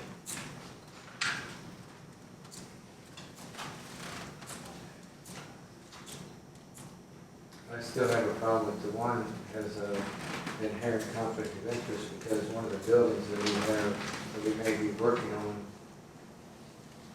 that are presently using for River Value. It does not appear to be a conflict of interest to me. I don't see how that would be considered a conflict. We kind of ran up against that with the admin building and the former member. Just, we can make an appointment, but we may have that issue come up. There's a lot more buildings than just the one. Yeah, we just continue to have vacancies, and we have 2 people that are willing to fill these vacancies and do the job, and I say let them have that. I think they're both qualified. More than qualified. I'll second. Motion made and second. All those in favor say aye. Aye. All opposed, nay. Motion carries with 2 volunteers. Next is a reminder relative to the fire levy board. These appointments are made by individual board members for the district, and Wakefield continues to have a vacancy. Been in touch with several of the fire community to try to find an appropriate person for Wakefield, and have not yet found anybody. So if you know of anybody in Wakefield who'd be interested in fire levy, send them to Mr. as well. And then I'll send it to you. And then lastly, on appointments is for the Rappahannock County Recreational Facilities Authority. The vacancy's been in place for a couple of months now. I've not received any applications, as thought may happen through just the word of mouth. And there was some discussion at the last authority meeting about advertising. I'll defer to Supervisor Smith on that. A basic description of the kind of individual that they are hoping to recruit to fill that seat is taking shape, and I expect that we will be able to advertise for that position after the next RFA meeting, which is this Thursday. So if that's, the board is like-minded, I certainly can do that after. And one of the items later on your agenda is a policy on how to go about handling these situations. Yeah, because it seems to me like we, in general, switched to advertising for vacancies so that all the public can have an opportunity to be aware of it. Yeah, we were thinking there might be a good fit initially, but nothing's born of the fruit, so I think we are going to have to advertise, and I expect I'll have the job description pulled together after Thursday. I'll take it as a consensus of the board that you'll have me advertise this vacancy. Hearing nothing different. This brings us to committee reports. Buildings Committee. Well, we didn't meet on this one, mostly because we just barely had a quorum. And we're still waiting on releasing that Wiley Wilson report, so we didn't meet.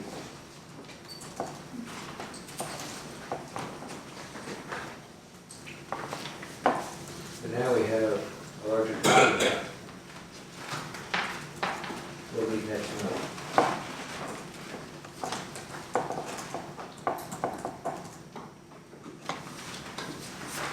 Okay, next item is broadband. Mr. Chairman, the Broadband Committee did meet. We met on September the 16th. We had quite a few committee members who had attended various forums, including Ms. Bond here, Ms. Donahue, attended the State Broadband Committee, or State Broadband Forum on September 5th. At our meeting on the 16th, they reported on that. Mr. Whitson was also in attendance at that meeting, as was Mr. Clint Hyde, who's providing, I think he's teaming with Orange and Madison counties to present some type of technology for those, broadband technologies for those counties.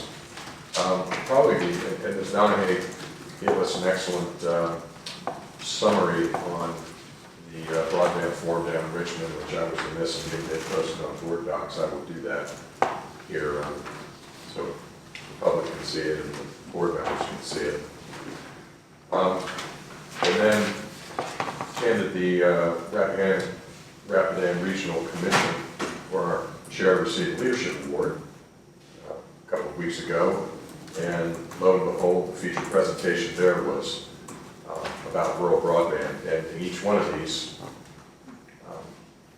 presentations that committee members attended over the course of the month, Mr. Evan Feynman was the gentleman who was the guest presenter, and he is the Chief Broadband Advisor for, he's in the Secretary of Commerce and Trade in the Office of the Governor. So all roads seem to lead Mr. Feynman as far as trying to figure out what our next step may be here in Rappahannock. And Mr. Curry and I secured a meeting with Mr. Feynman down in Richmond on October 17th. So we're going to go and speak with Mr. Feynman.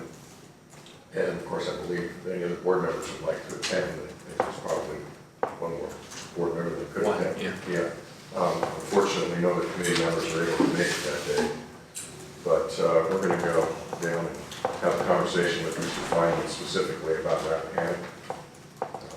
Also may talk a little bit about Rappahannock Electric Co-op's efforts here in the area, VATI grants, and whether or not we can secure a private partner in which to team for those grants.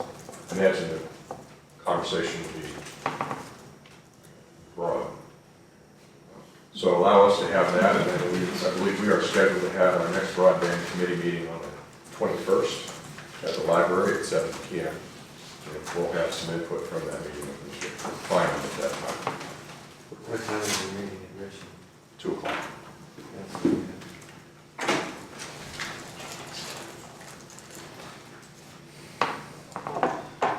Mr. Curry, you have anything else to add to that? You were at the meeting as well, or No. committee meeting? I don't think so. Obviously, everything is, all the funding these days, grant funding, even loans, appears to be pinned on cooperative efforts with a private provider. And the Commonwealth Connect, which Mr. Feynman coordinates or runs, has some model documents to help localities work their way through that process. And so we'll be talking to Mr. Feynman about our special case here and express that it'd be great for him to use us as an example of how to do it in the impossible area and get him excited and interested to do it, and maybe we'll make some progress. There are two consistent themes that are coming through in this effort to bring broadband to Rappahannock. One is political will to want to do something here, because it's going to involve the second thing, which is having skin in the game. There's no free route for this county to provide rural broadband. even to down 231, not even to every locality. This board is going to have to decide at some point if it wants to direct funds or take on debt in order to do it.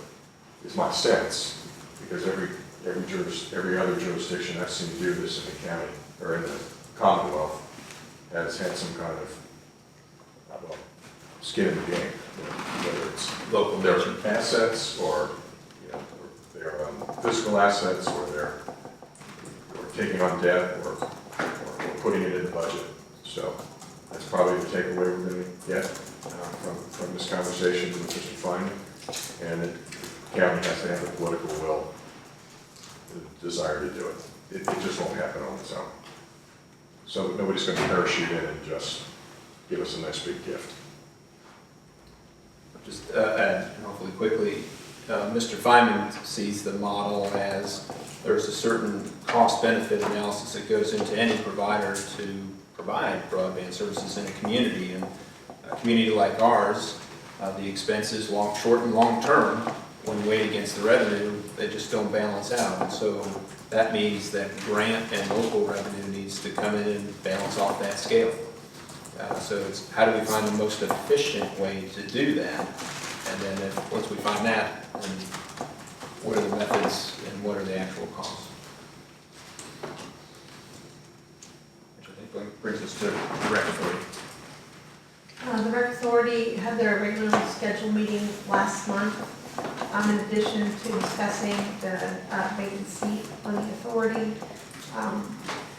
there was a lot of discussion revolving around the parking lot project and moving that forward. And it does appear that there has been some progress over there. A lot of yellow tape, so hopefully some progress is being made. And then there were 2 events at the park this past month. The Dark Sky event and then a work day this past Saturday. So the last few weekends at the park have been very busy. I did have to leave early. I'm not sure if anything else really developed after I left Mr. Curry. I don't know. I mean, it looked like we were getting toward the end of the agenda.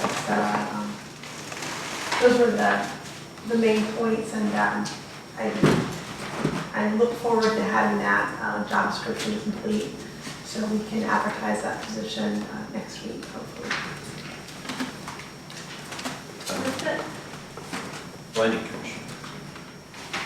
That's me too. The Planning Commission, we had quite a lengthy meeting, including 3 public hearings at our regularly scheduled meeting. There is a report from the zoning administrator on board docs, and I would be happy to answer any questions from the fellow board members relating to any of those items.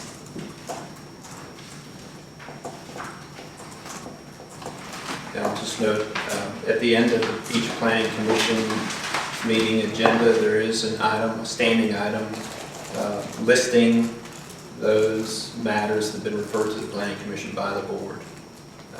So it's an ever-present reminder to that body of what the board has already asked them to do. So I was at the long extended meeting, and I did leave early, but it was still after midnight.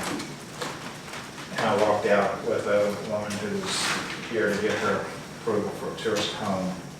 And we get outside, and she's remiss that she won't be able to call her husband to let him know where she is. She's driving back to D.C. until she gets to Warrington. I said, well, what's the problem? I'm on cell service. I said, well, what do you got? She said, Verizon.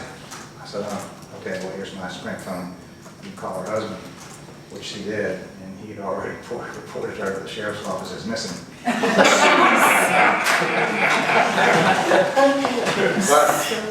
the lesson is too, we can have all the cell towers in the world, but if somebody's got a Verizon cell phone and we got Sprint providers, they're not going to help me. So anyway. And then Rules Committee. Rules Committee. The Rules Committee met. We took advantage of the vote that the board made a month or so ago and appointed an alternate. And Mr. Basinski was able to sit in because Mr. Welch had a scheduling conflict.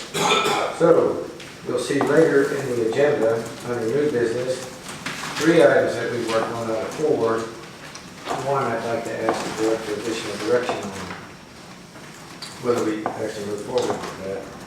But you'll see where we worked on the standard policy meeting agenda, standard policy for appointment and consideration of the reinstitution of the Finance Committee. I don't know if the board wants to take action on it at this meeting or study on those items and come back next month. That's kind of what we were thinking would happen.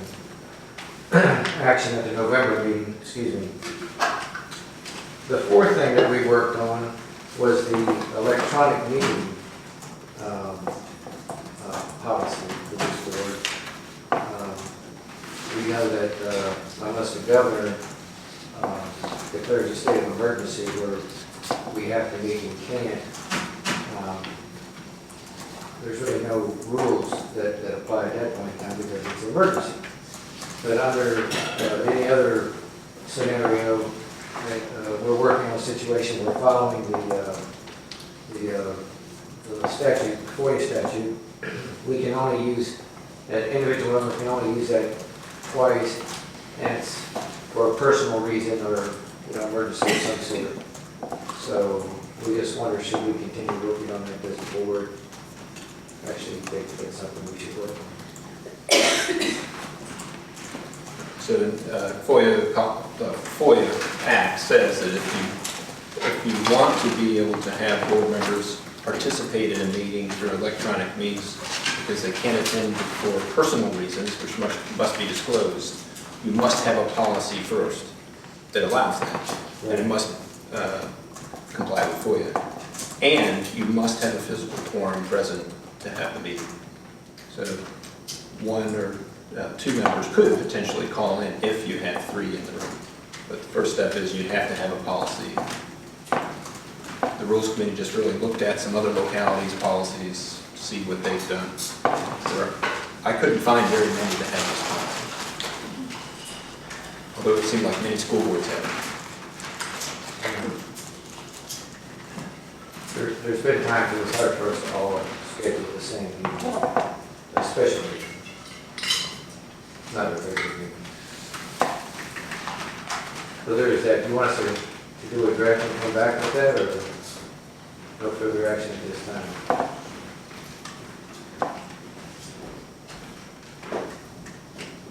Well, I'll take the first swipe, and I'll say that I think you'll probably have your plate full with the 3 things that are already. Well, we worked it out. process. It's ready for y'all to look at and go back to us on. Actually, right now we only have that one thing to work on. Until you give us further direction on the other 3. It really is defined by state code, if I'm not mistaken. You don't really have to rewrite anything, you just need to reference the state. Some localities rewrote state code, some localities said our policy is to follow state code in a paragraph. It's pretty simple. Can be. Can be very simple. I mean, in this modern day, probably wouldn't be a bad policy to have. And we would have to have a speakerphone technology that would allow both groups to hear each other. Right. Just because we have the policy doesn't necessarily mean we'll be using it in the meeting. Obviously, because of statute, we can't use it until we do have a policy. And in my time, I've seen at least one situation where I would have liked to be able to use it. And then the one meeting I missed, I had no business going up here. The day I had surgery.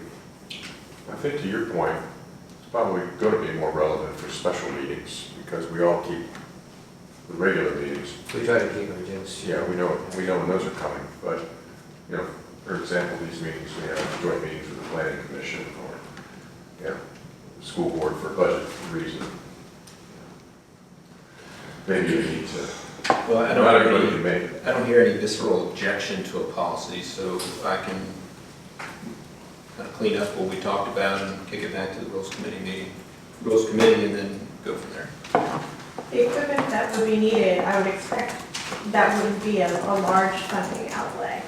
Well, it could be a cell phone, quite frankly, but it'd just have to work, is all. I think the only, I think one stipulation is, whichever member calls in has to be in a public place. When they do it, they can't put yourself in a closet somewhere. I don't recall that. But maybe not during the meeting, but other times. No dogs barking in the background. All right.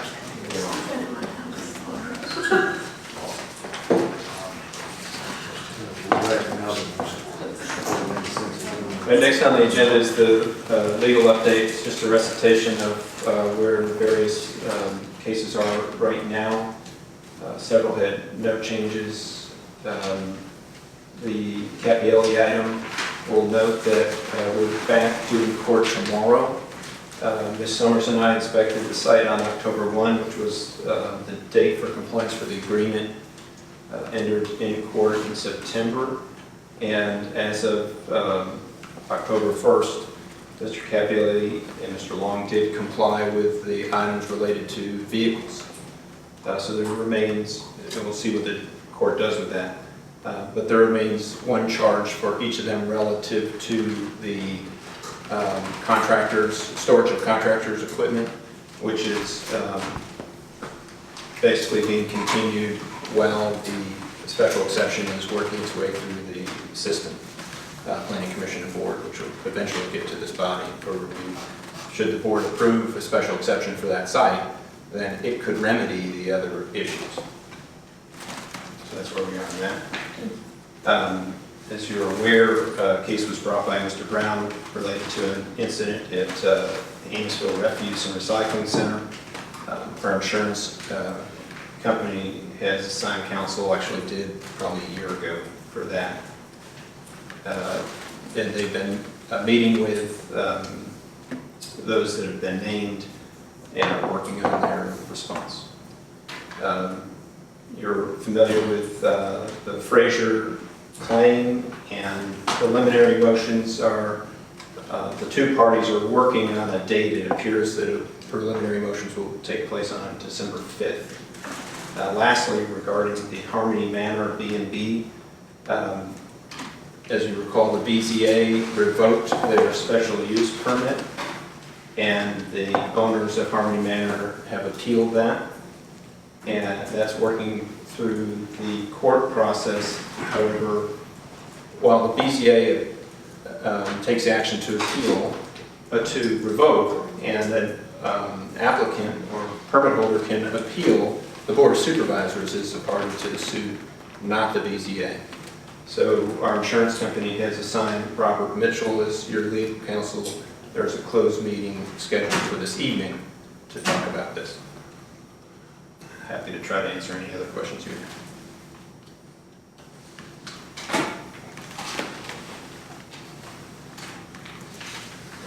Skip that. This brings us to K2, which is the Human Resources Contract Services with Baker Tilly. This is one of the items included in the contingency funding table. We spoke to the board at your last meeting. That personnel manual, I believe the meeting for that as well, it's in draft form. It's my recommendation that it be reviewed by an HR specialist. Baker Tilly is prominent in this space, and they have a contract right now with Madison County to develop a personnel manual for them, as well as conduct a compensation classification study for Madison. Every locality in the state of Virginia with more than 15 employees is supposed to have a compensation classification system, and the county, without constitutional officers, I believe enjoyed the distinction of not having 15 employees for some time.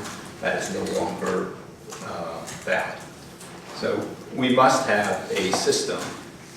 Baker Tilly has a well-baked system that is laid out in the attachment, which is part of the contract that they have with Madison, to develop a robust compensation classification system that compares all the positions that we have with the county. County under my direction and control, under constitutional officer's direction and control, relative to each other and relative to peer organizations in the area. And their system would stand up to any EEOC concerns. And some of what we've heard over the last couple of budgeting cycles about from individual employees or departments suggesting that their staff needs to be compensated a certain way because of the market. This would be a comprehensive market study, internal and external, that Baker Tilly can do and provide a package that would allow us to then update and modify going forward as new positions are created or positions change. They have a system that we could use. So the Virginia Public Procurement Act allows localities to purchase off of the procurement process for another locality so long as that other locality incorporates the cooperative procurement clauses, which Madison did. Yeah. So we have the right. we have that. So this is an opportunity for us to engage Baker Tilly, with whom the library board just engaged for their 3 staff members, and benefit from the fact that they've already done some of the comparative work for Madison, because they're one of our peers, to have a very robust pay and classification system in place. They will review all of our job descriptions, update them as they deem appropriate, and review our personnel manual, all for $19,280. So what I'm asking from the board is to authorize me to execute a contract with Baker Tilly based on the Madison contract, only after it is reviewed and approved as to form by the county attorney's office, which they have not done yet, have not presented to me. So, Albeit the Madison attorney is approved. So, I wonder whether Madison County is paying them for the same service. It's in the attachment and it's a bit more, because they have more people. Right, and then if they're doing this work for a similar county, then a lot of the work would have already been done. This would kind of overlap under our county. I wonder if they would do this for a little bit less money. But this is a little bit less if you look at Madison's, I think they're $47,000. And one of the problems is, in being a small county, we have many staff people who are doing many partial jobs all combined. So somebody working here in our community isn't exactly the same as somebody working in another community. So it's not as easy to say as you have job X here and job X in another locality, so they should make the same with a cost of living adjustment. So I think the fewer employees, it doesn't really change the employee designations. You just put them off the passes. You probably have like 3 people doing one person job in Fairfax, we have one person doing 3 people's job here. right. Just thought I'd put a barge in there. Yeah, I agree we need the help. I just don't know if we need to spend that much money on it. Yeah, I believe it's an investment that will help us down the line. Now, it may result in an analysis that shows that staff in a certain area is underpaid, but we should already recognize that by turnover. The area that we've seen that is in sheriff's office, where there's been some turnover, where our sheriff may train people up and then they can go make more elsewhere. Other positions, we don't seem to have very much turnover, normal turnover. We've had turnover retirement-wise, significant turnover over the last couple of years. But the idea is that this would help us figure all that out and meet stakeholders. So, Mr. Kerr, I'm looking at page 29 here of the Madison agreement.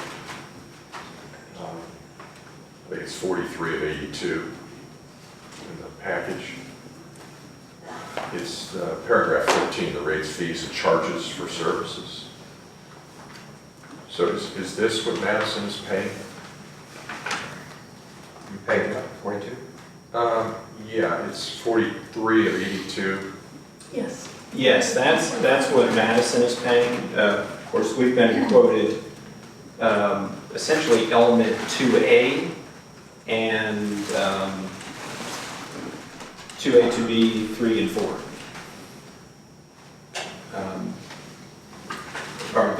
And those costs are included in the narrative in board docs. Looks like they negotiated these numbers down a little bit. I think they cut their scope. What's the relationship between Baker Tilly and Springstead? Baker Tilly bought out Springstead.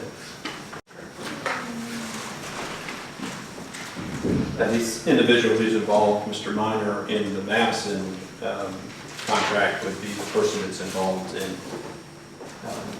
our contract.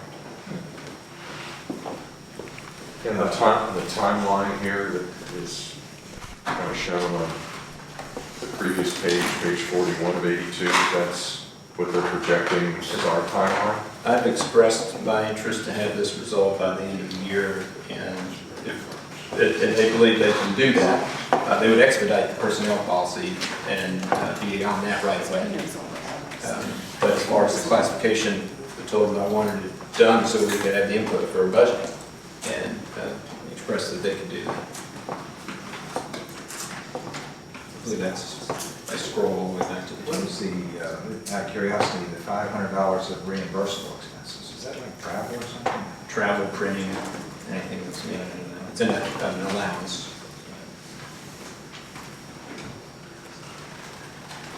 Go on, the rest of the board wants to do. I feel like we need to have this work done, and, if we had staff available to handle it, that would be one thing, but, we have so many other fires to put out and projects going on, I really do think we could use some outside assistance on this. If we had And in more, the long run, it will probably be money well spent. I believe, so if we had more staff, it would be a bigger job. In my last locality, we had way more staff. We hired a firm to do the bail, because it gets overwhelming when you have hundreds of staff. And it may be better to have a third party do it anyway. The idea is that it would stand up to any complaints or concerns lodged by your staff, or If it was supposedly objective third party, did it? correct. I can put it forth in a form of a motion that we contract him with the not to exceed out of the contingency fund. What is the cost again? 19,000. 280. 280. I second it. Motion made and second. All those in favor say aye. All opposed, nay. Just didn't need a resolution. No, I don't believe so. And I'll assume that what you're authorizing is me to execute after review by the county commission. Exactly. I didn't mean to leave it down.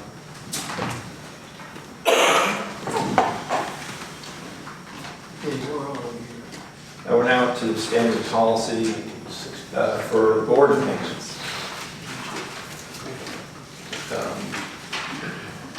Mr. Frazier, would you like me to cover this? Or? But if you could, give it some historical background too. So there's, I understand that sometime a couple years ago, there may have been a draft policy put together for this, for the topic of appointing members to boards, commissions, committees by the board that would have a standardized process that was never acted on that I could find in reviewing minutes. As vacancies come up,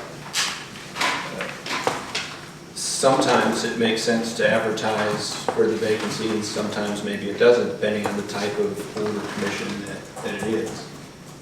So this draft policy that was presented to the Rules Committee and then modified by the Rules Committee to be in the form that we have today seeks to identify a process that's standard for the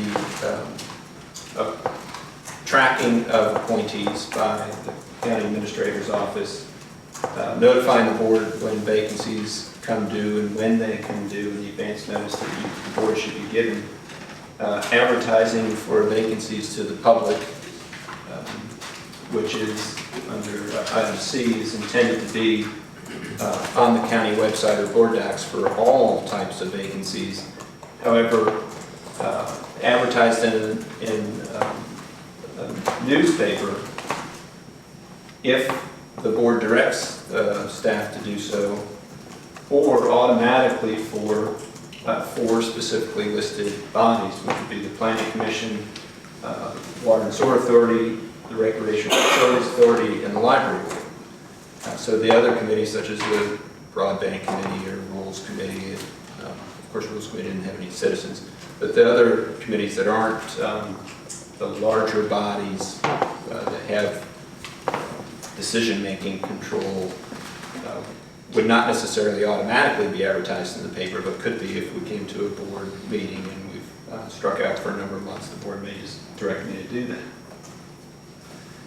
And then it speaks to the process of advertising 2 weeks in a row in the month preceding the anticipated appointment date, and that chairs of the boards, committees, and commissions are encouraged to provide input for the advertisement that may be used in preparation of the vacancy notice.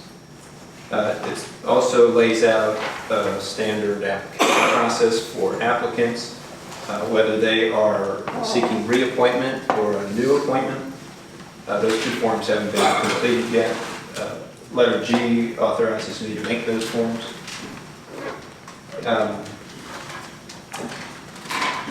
It sets forth the timetable before which applicants would need to submit their application to be considered.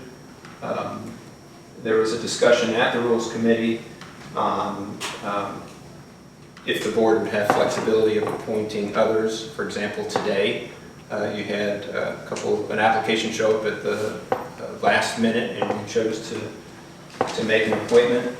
And the wording here doesn't provide for that, but being that the board, depending on how the board adopted this policy,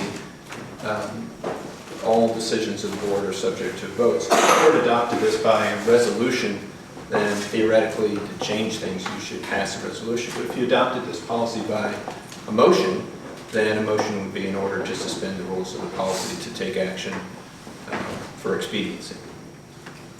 And then lastly, once somebody is appointed, then there's a process to standardize to make sure that the person is notified that they've been appointed and that they're made aware of their FOIA responsibilities and their FOIA disclosure responsibilities, as the case may be, and that there's a process for those that aren't appointed to be notified that they weren't appointed, so that they don't think it's just a black hole and they don't know what happened with that process.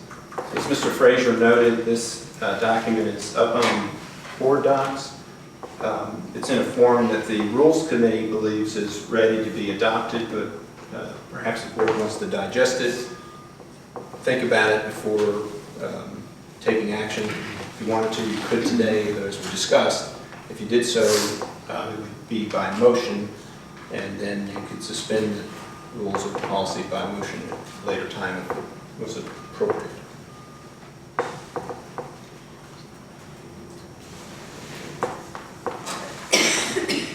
About 1 month to look at it closer.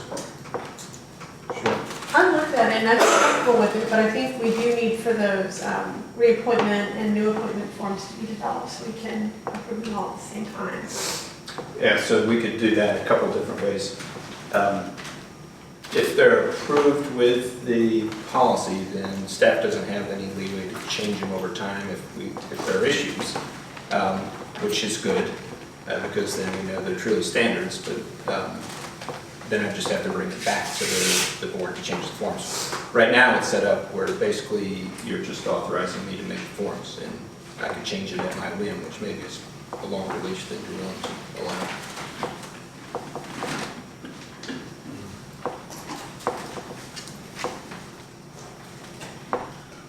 So I'll expect to hear from board members between now and the next meeting if there are any specific items that one tweak. And I should have time to come up with the draft forms by then. Thank you.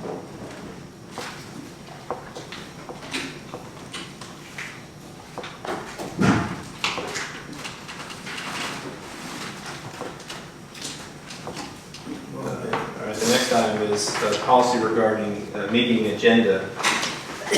And as board members know, Chapter 30 of the ordinance spells out certain processes for your agenda preparation, timing, etc. This policy seeks to provide additional detail for some items in that process that aren't laid out by Chapter 30. Specifically, it lays out a standard order of business as included in 810.3A.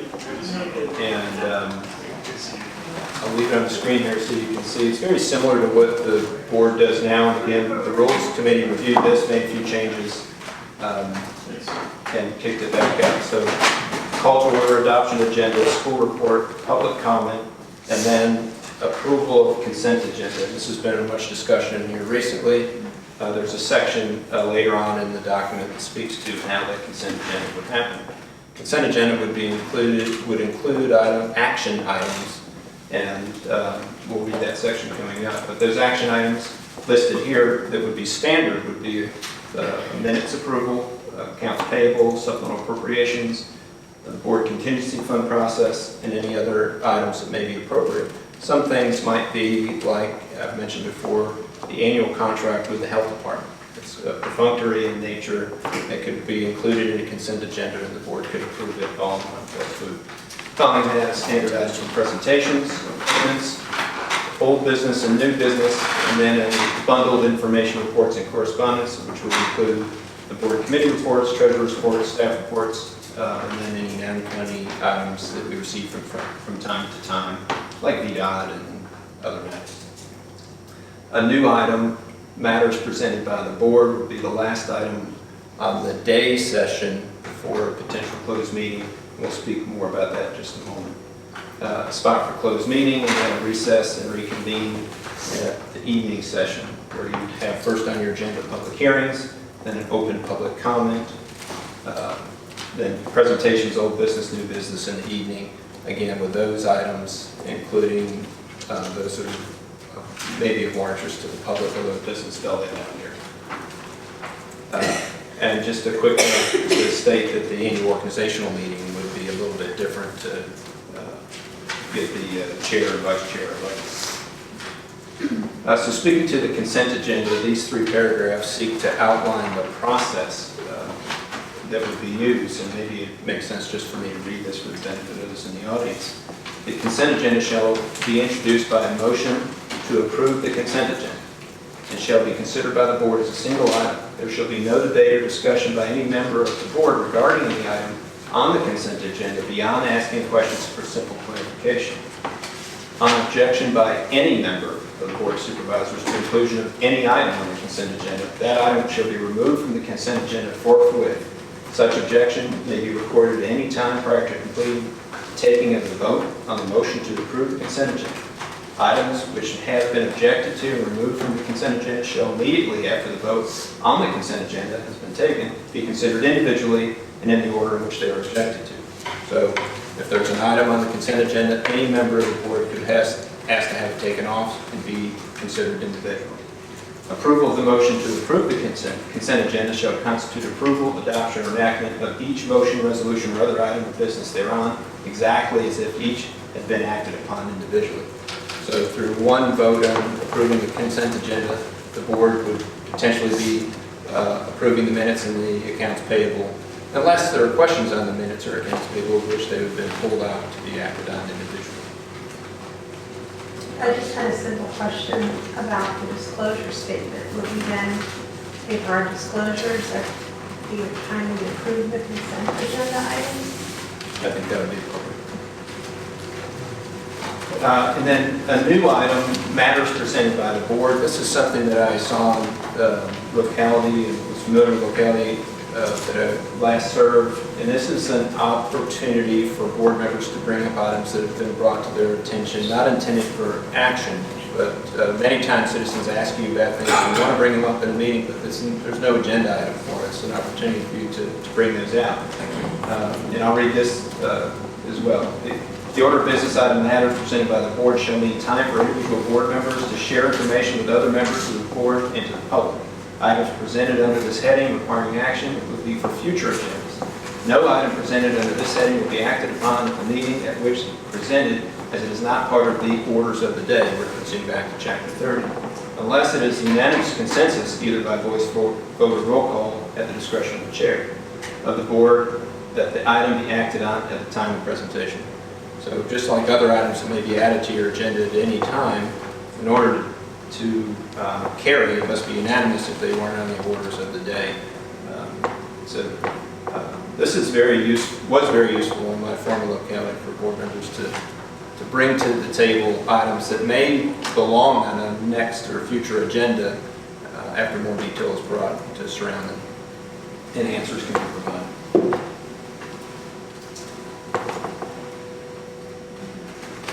Again, presented for your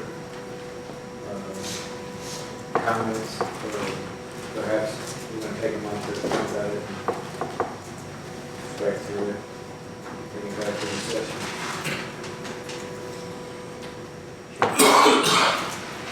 Not to skip ahead to item E, the motion to adjourn and automatic adjournment, I'm sorry.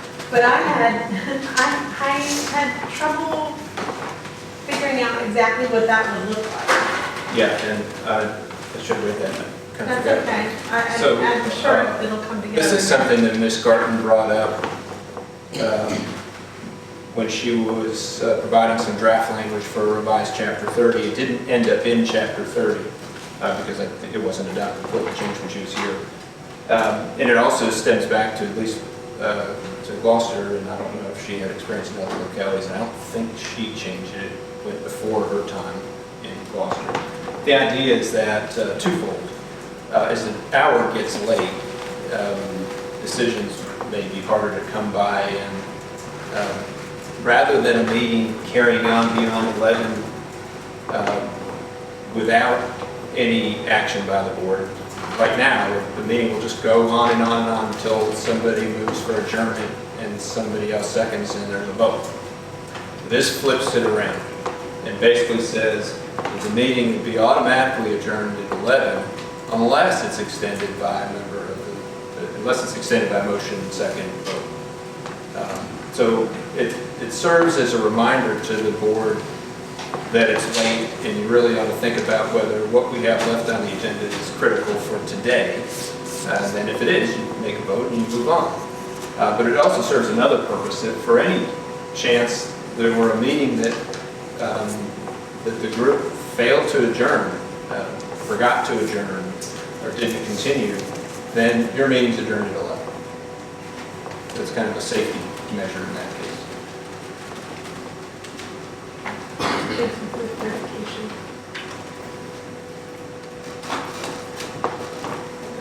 I'm happy to answer any other questions. I'm sure the rules committee folks could too.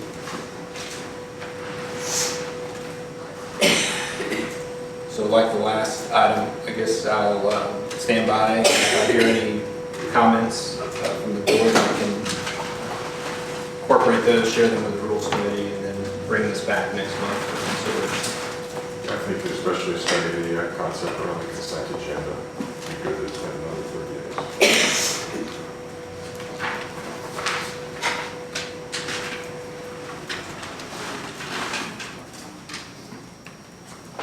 That brings us to consideration of the Finance Committee Charter Resolution. Mr. Frazier spoke to this earlier.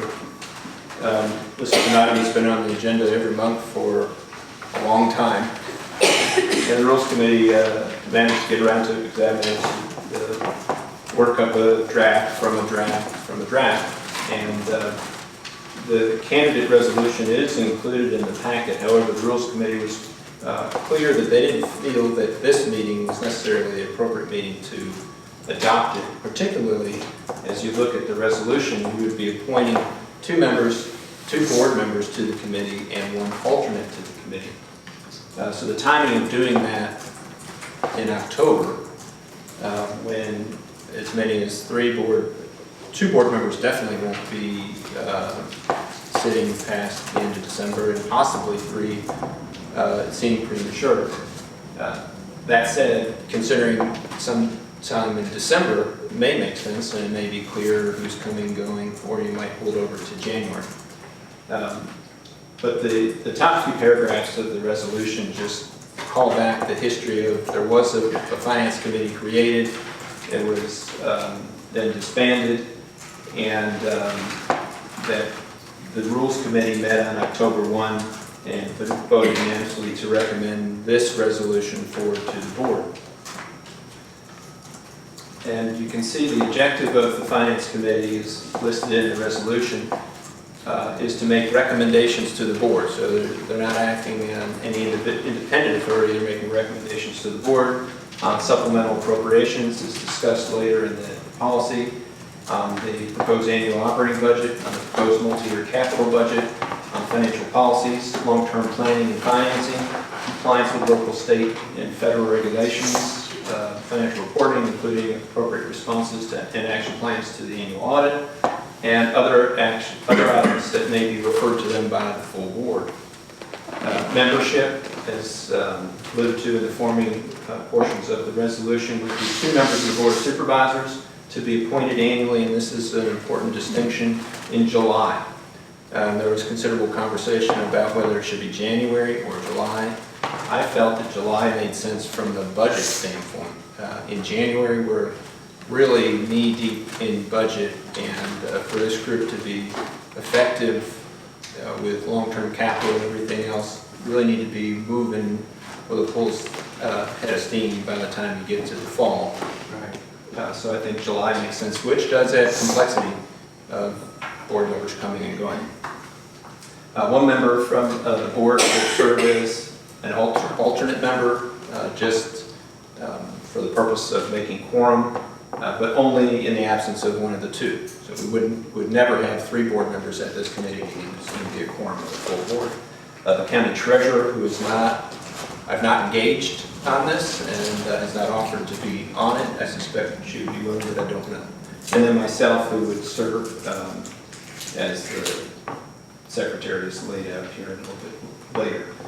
This next paragraph speaks to the selection from among the board, and it doesn't pin down with precision the board, but it sets out your goals. And says the board shall endeavor to diversify selections on the basis of tenure and elected term, and it's further your established goal of the board that committee membership will rotate over time, but albeit not necessarily annually. So board members will have some time to build up some experience, but then turnover is encouraged so that the experience can be spread around. It makes sense to have board members that may have sat on the board for some time to share that experience, but at the same time, it makes sense for people that were recently elected to the board to have a shot at this as well. All that taking in mind that every other November you have elections, and then new board members coming on in January. So there's a complex calculus that factors into it. So it's chaired by one of the board members, vice chaired by the other board member, and the county administrator or designated staff would serve as secretary to keep up agendas and documents. The meetings would be set by the committee after they hold their organizational meeting in July, and that schedule would be adopted by that group. The decisions would be a majority of 3 members for that recommendation. Minutes may be collected, but don't need to be collected because it's a non-deliberative body. Report frequency would be dependent on the cycle which the group meets, and then action would be linked to the same rules for action that the board follows in Chapter 30, Section 4 for motions on either made, seconded, amended, etc.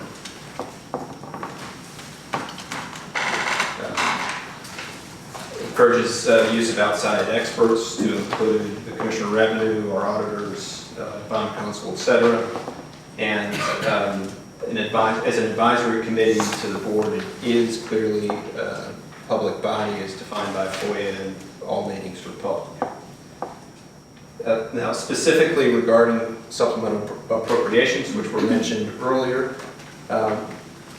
it's not an intent that all supplemental appropriations, like the two that the board considered today, would go through this committee because it just take too much time and really probably wouldn't rise to the level of importance of doing this. So the idea is that supplemental appropriations value greater than $25,000, and the board could change that number, would go to the committee, except when matching offsetting revenue from other than local tax revenue is recognized at the same time. So even if it's more than $25,000, as long as it's not local dollars, so if you get a $100,000 grant in and it's covering a $100,000 expense, it doesn't necessarily have to go to the supplemental, to the finance committee. Or time is deemed of the essence by the county administrator or the board chair. So also if we have something that's very time sensitive, doesn't have to take a diversion route through the finance committee, it could go straight to the board on my recommendation, the board's approval, or the board chair's approval. And then lastly, kind of a relief valve, if for some reason the finance committee is unable to act within 45 days, then the board would act on it, could act on it. And so that could be a quorum issue or just failed to meet, and there's something that is critical, it would automatically move on to the full board. That said, if something ever really were to languish, you could also move it on to the board through section 582, which would then be time of the essence. But it's really setting forth the intent to not have things languish in the committee. So I know that this has been something of interest to Mr. Frazier for some time. I don't know if you have anything else you want to add. Could I get you to speak all that? No. I don't have any more of that.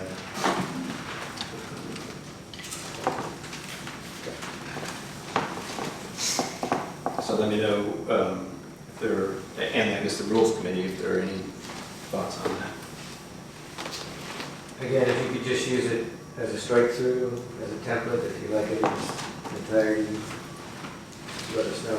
I don't think, possibly, can we keep all three of these items on the agenda for next month so we know whether we're going to adopt them or strike through? Yeah, and I guess if I get some comments soon, it may make sense for there to be another Rules Committee meeting if there are significant changes.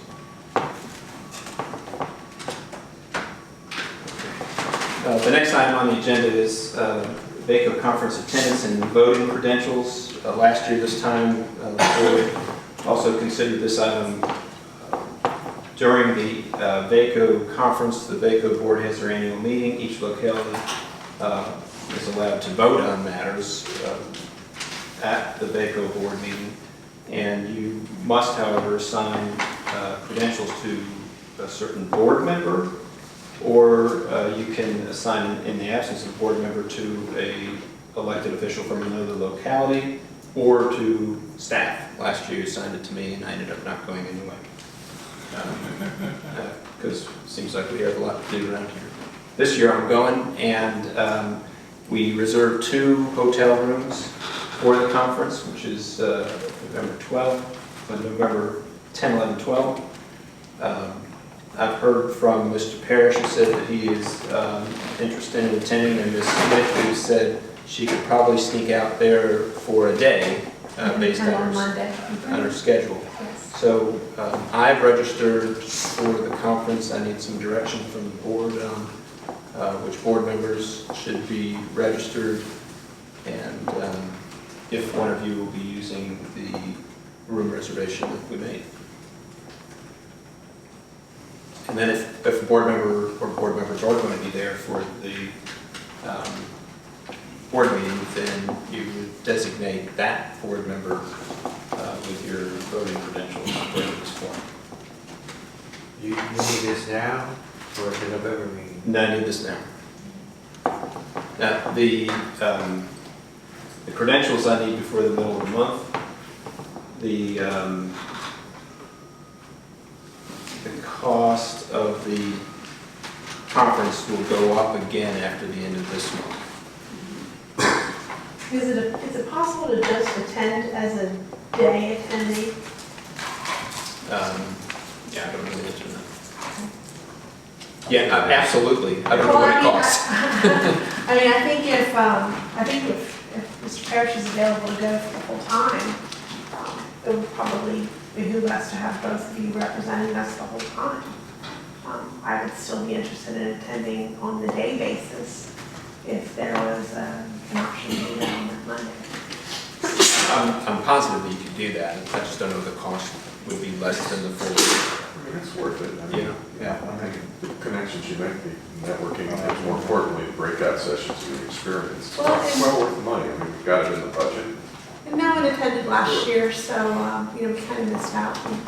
Yeah, we could wrap it around, being penny wise and pound foolish on this stuff. It's training, it's what we do. And it's many, you can go for the day and all can go for the conference. I think we should do it. I'm free to go. So how do we do the designated vote? Both supervisors at the present? It just says supervisor delegate and then alternate. Yeah, you have one vote, and then I would recommend that you delegate Mr. Parrish and Ms. Smith as an alternate.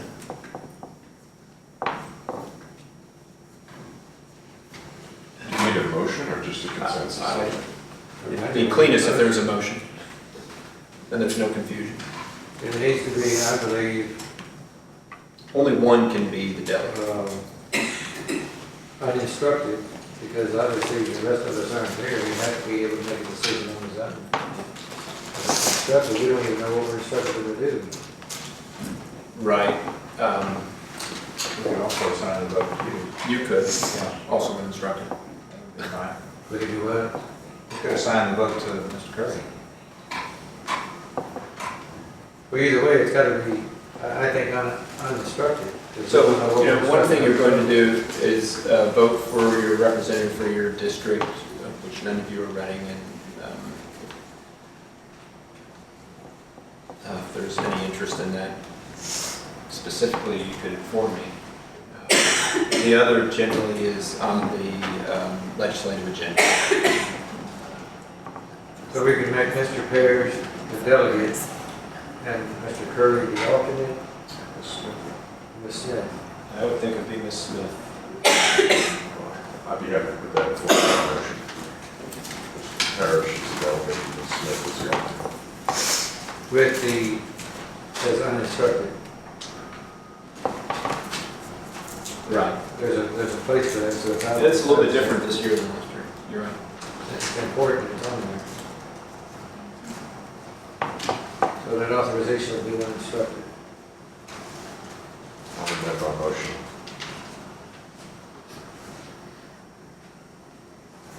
So you made the motion? And who makes the second? Me? Uninstructed. Okay. That's Motion made and second, all those in favor say aye. All right. All opposed, nay. Motion carries. And I'm going to change the Constitution of Virginia. Don't quite have that power.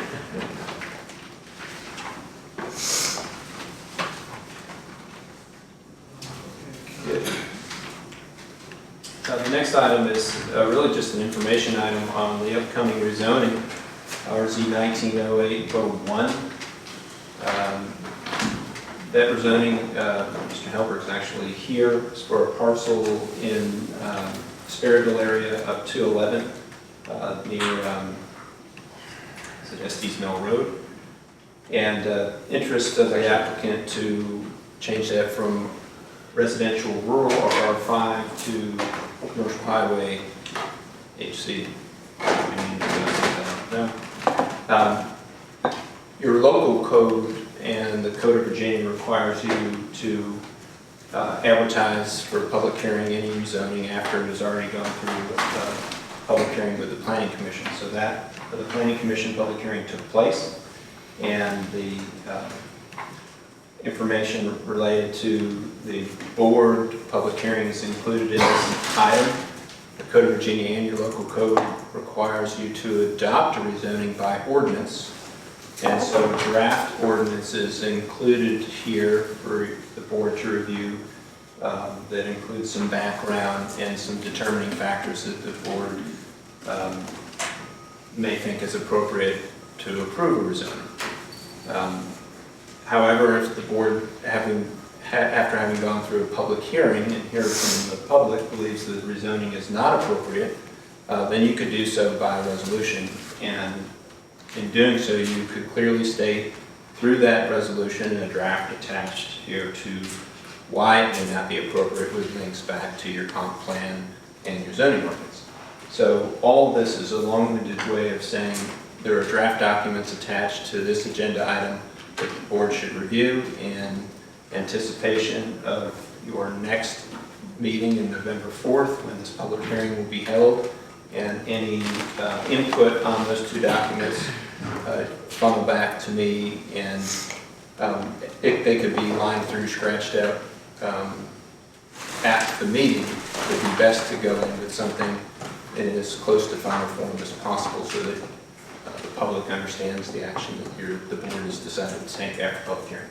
I'm sorry, Mr. Curry, it's actually Josh Bennett. Josh Bennett. Yeah. Yes. Well, Josh Bennett, private lane off of Estes Mill Public Road. So the VDOT paperwork will be shared? Yes, there is a lot of VDOT paperwork. There were comments, and I believe the applicant is responding to comments. They'll be working on that through the public hearing date, I'm sure, and submitting additional information. I say that, however, that detailed VDOT input is valuable in a rezoning and is required when rezoning that would generate an additional 5,000 trips a day. That will not happen on this case. In that case, you need a transportation impact analysis, TIA. However, if the applicant moves forward with a project that requires a site plan, those VDOT measures would definitely be handled in that situation. But the more that can be ironed out at the time of rezoning, the better. So if the board were to rezone a piece of property, any property, such that the max density use goes way up, you would want to take that into account if you're nowhere near a state road or something like that. So VDOT has submitted some comments. The applicant is working on those comments, and I'm sure will provide additional feedback before the public hearing. But I don't think the board necessarily has to wait till all that information is clear before holding a public hearing. Is that unclear? The last application we had up there, a couple of days after the planning commission meeting, we had a letter from VDOT stating that that entrance was so bad, they wouldn't even approve it for private residence now. It had already been through the planning commission, and basically was recommended as one road extension. So that's awesome.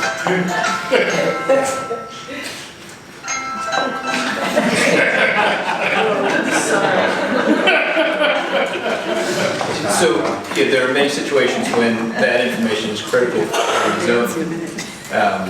However, I would say that would also come at the time of site plan. They need to meet state requirements, entrance requirements. If you're going to enter onto a state road, you need to meet those state requirements when you submit your site plan. So there's a little buyer beware in any situation, whether it's rezoning or not. If a parcel owner thinks that they're going to develop a parcel in a certain way and connect to the state road, they have to follow state rules.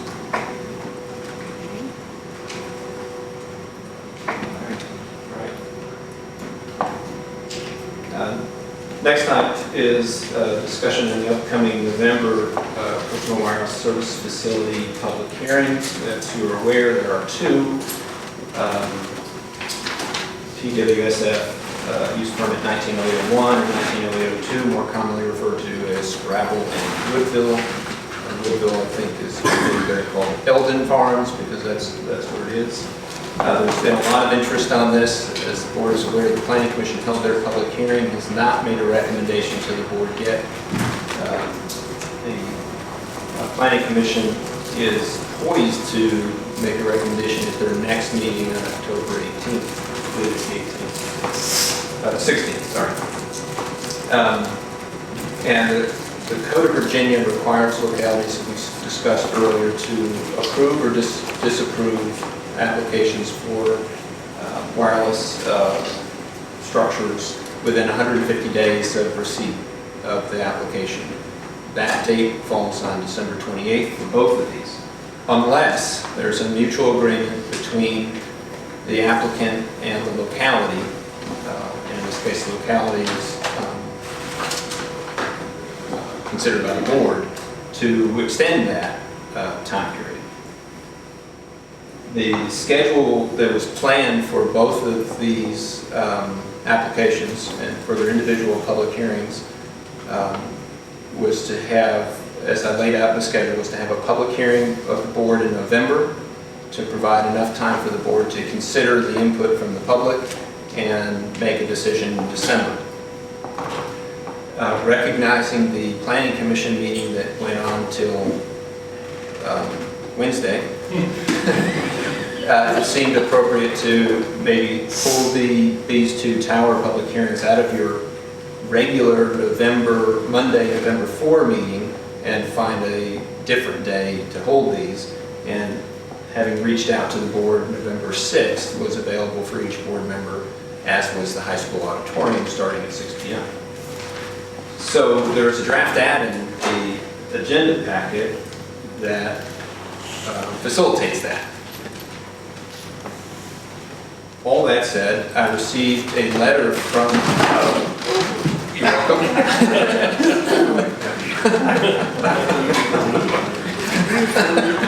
I received a letter from CWS over the weekend, which is attached to the agenda item, in which they offer an extension of the 150-day so-called shot clock included in the Code of Virginia for the Woodville cell tower application, but not the Scrabble cell tower application.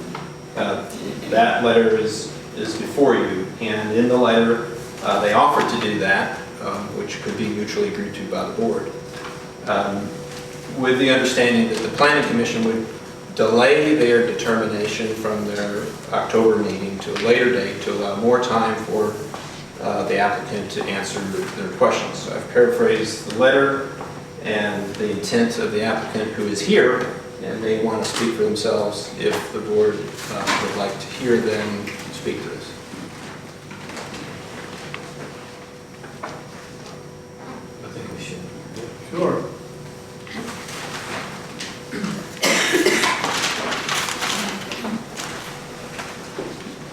Good afternoon, and thank you.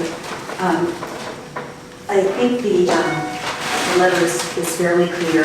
We obviously heard a lot of concern about particularly the Eldon Tower, the Woodville Tower, at the Planning Commission meeting a couple of weeks ago.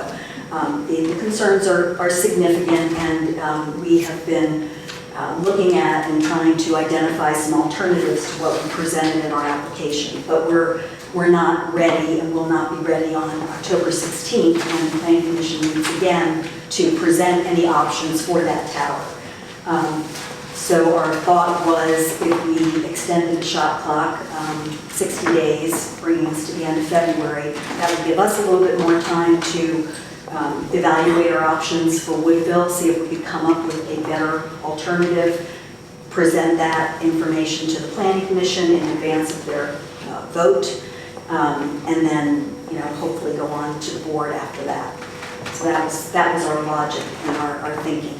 We did not request or offer, I'm not sure what the proper terminology is, an extension of the shot clock for the Scrabble site, because we feel that we will be prepared to talk about the concerns that were raised for that site at next week's Planning Commission meeting, and we feel like we'll be in a position to present that application to the board on whatever date it ends up being in November.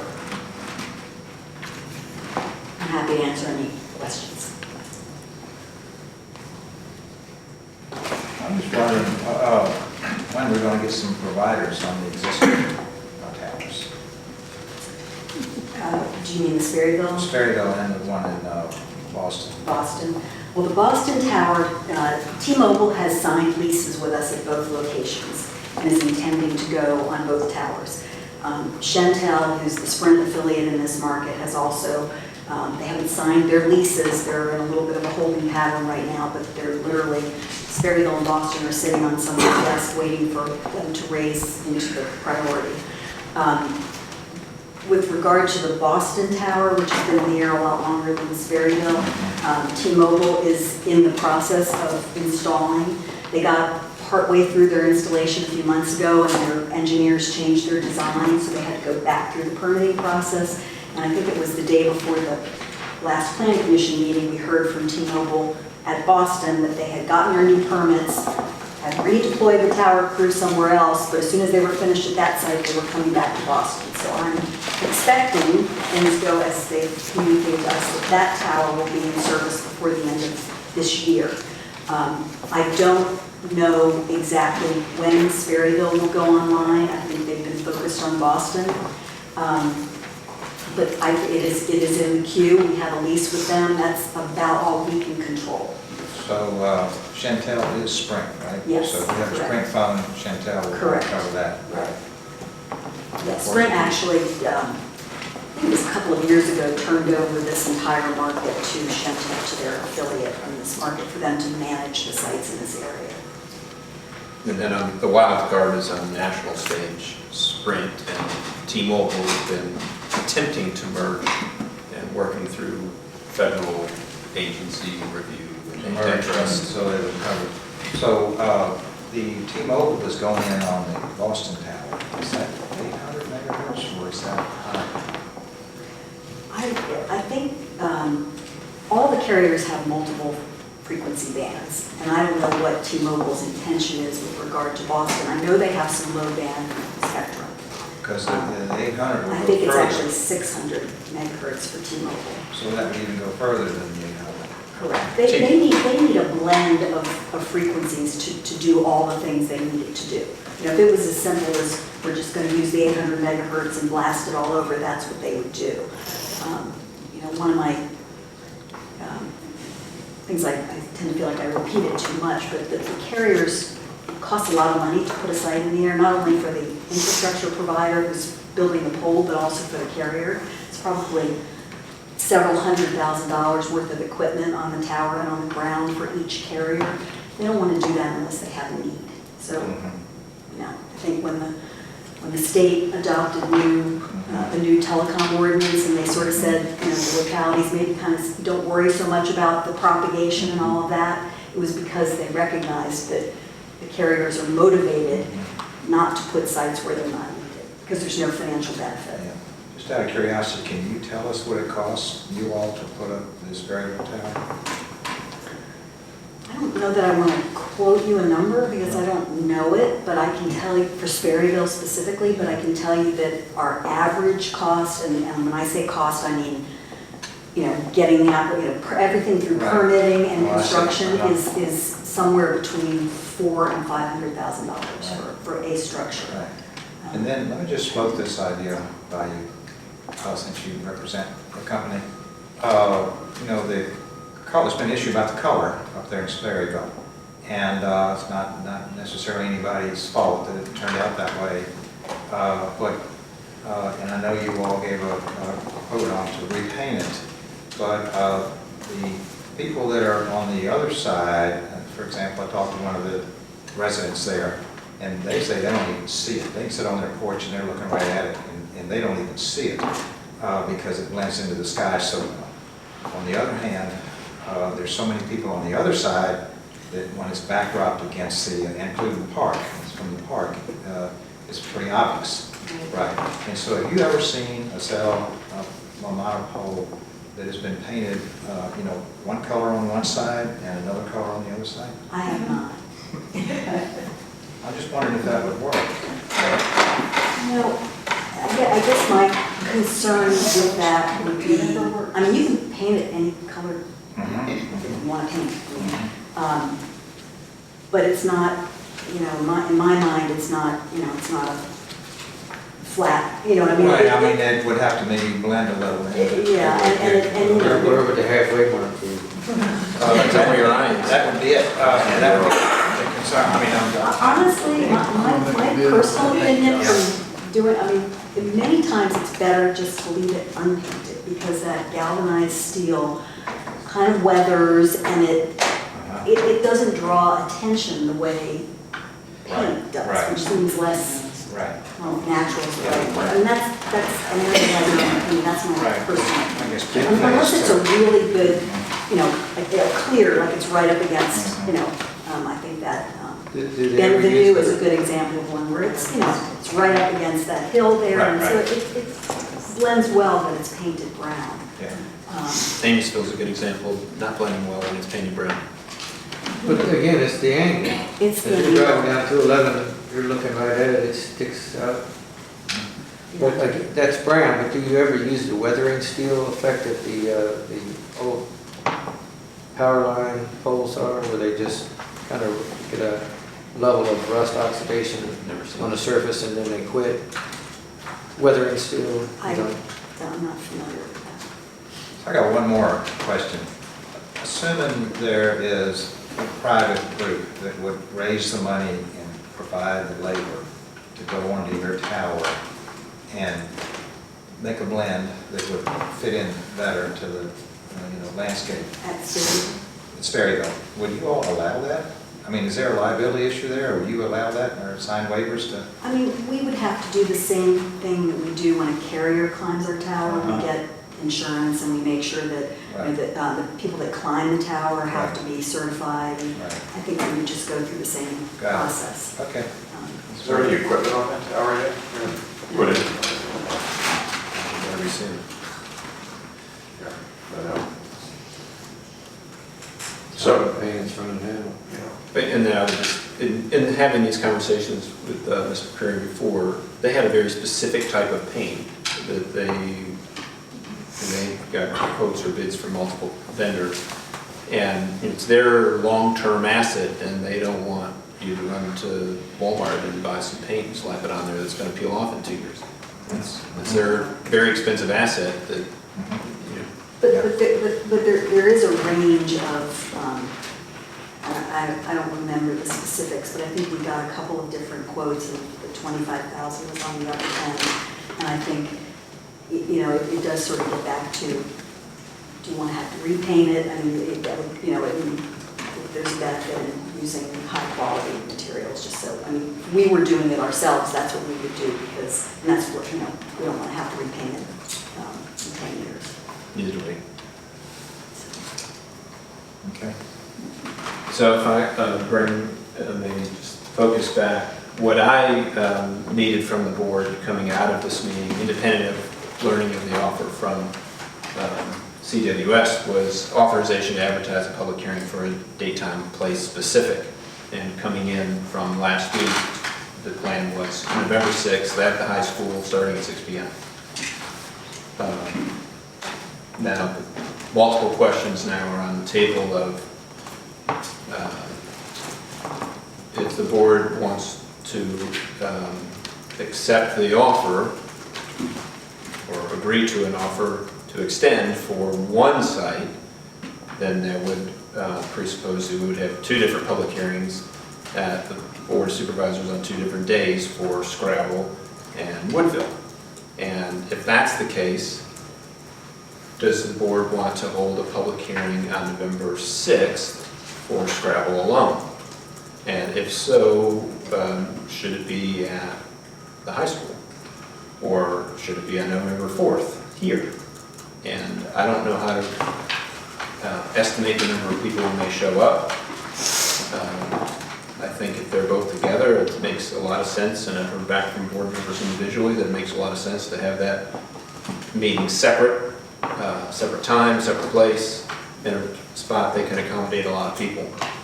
With the other variables thrown in, I'm not sure about what makes sense, but. So the high school's not available on the Monday before? I didn't ask for that because I didn't want there to be a meeting. We already have a zoning public hearing, and I didn't want to go till 2 in the morning. And right. So if we started a little bit earlier, we just had the 2 public hearings. I thought that was manageable for that large group. CWS zoning isn't caught up with all that. Wouldn't want to just make a extension on both of them, just make it easier on us, would it? It'd be so much easier.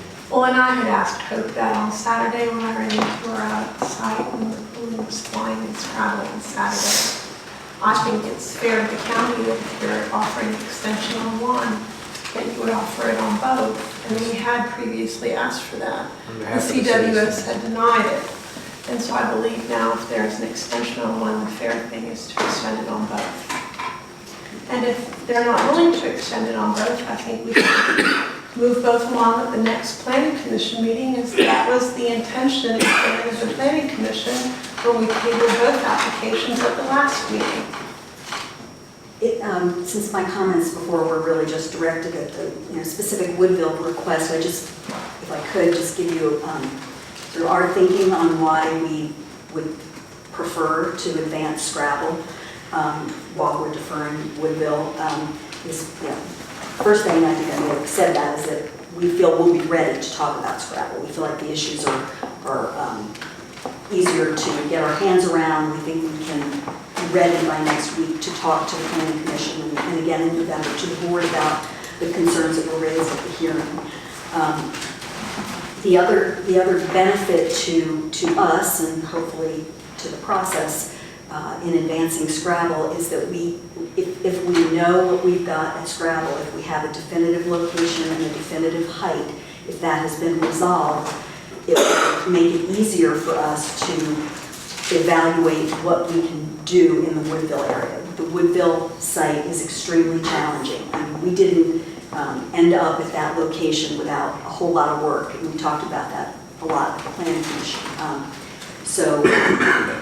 Just it's sort of a chicken and egg thing in a way, and to be trying to invest the time and money to figure out what we can do at Woodville without knowing where we're going to be at Scrabble doesn't make a lot of sense to us. But you brought them together as a pair.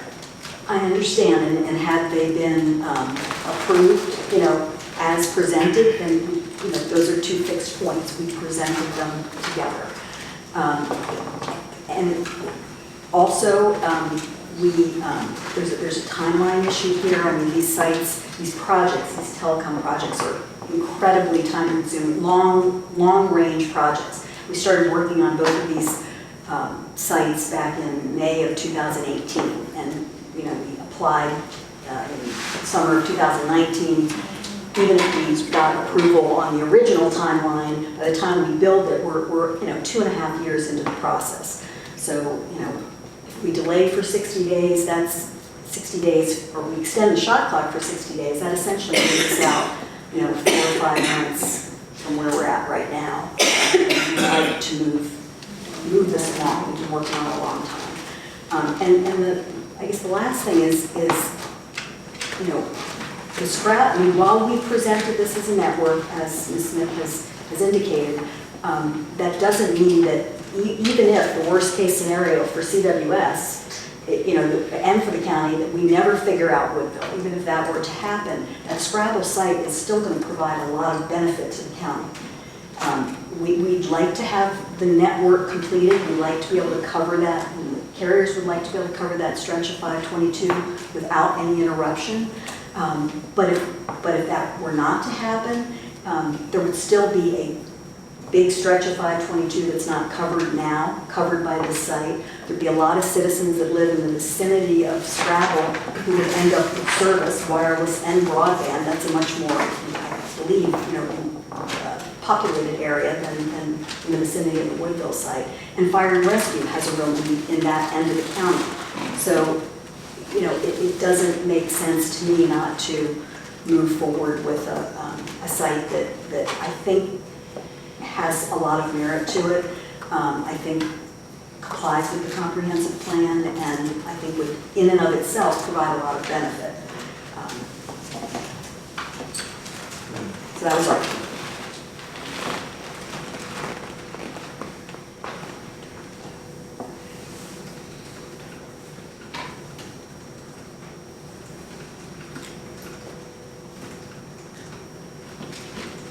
I'm sorry, before you vote, if I could just clarify, we're not refusing to delay the other site. That's the only, we don't want to, we're not ready to go forward in the process for Woodville. So if we have to, we will defer both sites.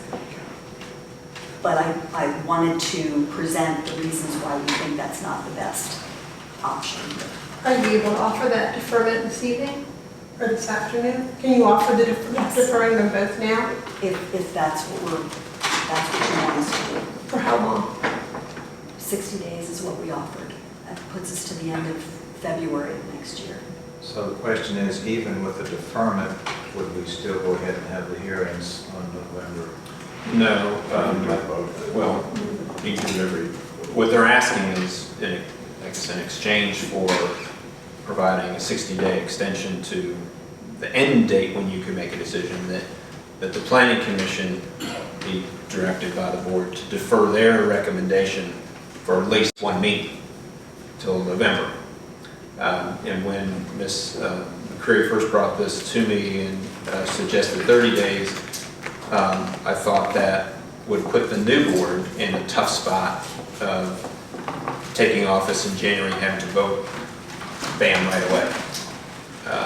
And so she said, well, 60 days would be fine too, which is what ended up in her letter. I think 60 days with both sites, because they could both be worked, staff could have the opportunity, and the citizens would have the opportunity to come together at the same meeting.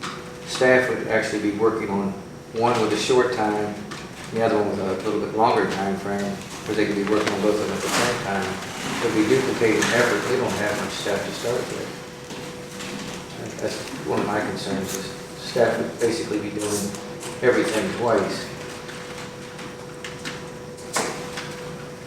So as I noted coming into the meeting, I was looking for direction from the board to authorize staff to advertise a public hearing for the board in November, which would not be required if both sites were deferred.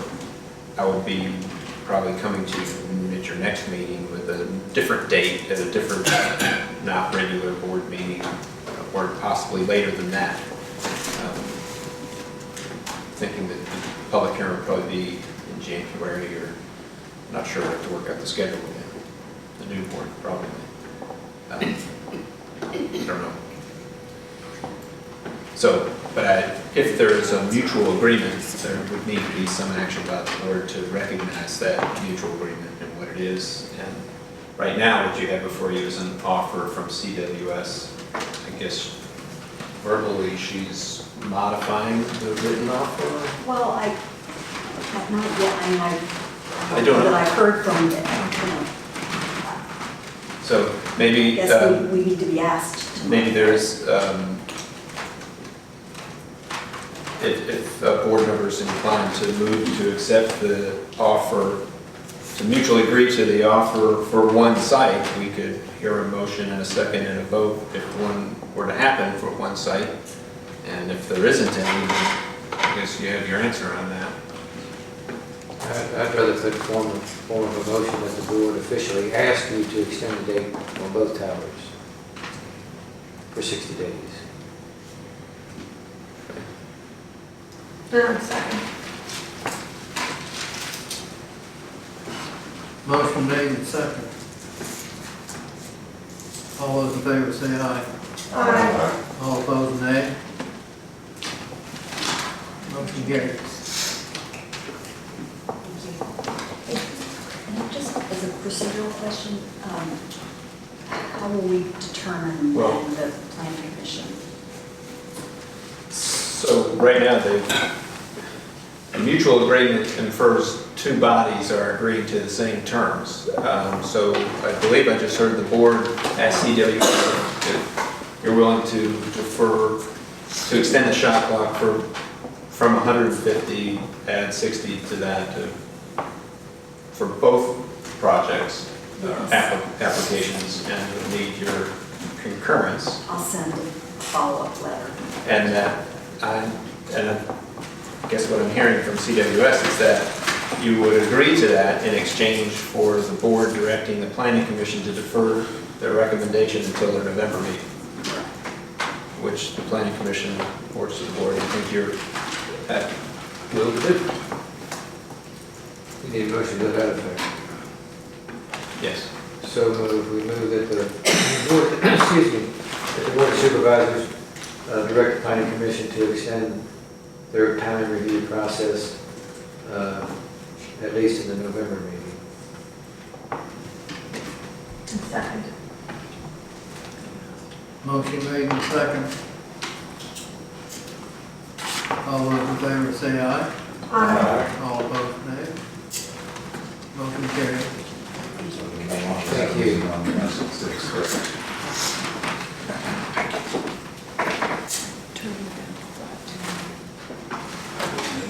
So I will come back to the board, I will relay that message on to the planning commission on behalf of the board, and I'll come back to the board in a later meeting with the next plan, and we'll hold that public hearing. While we're talking about meeting dates, our joint planning commission and supervisors to the 30th. Well, possibly the 29th, we can talk about, that's county administrator update, so let's talk about that. Okay. It's not on my list, I want to.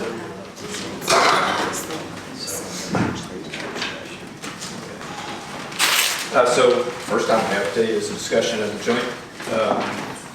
joint meeting between the Board of Supervisors and the Planning Commission, which process was envisioned some time ago after receiving the letter report from the Berkeley Group.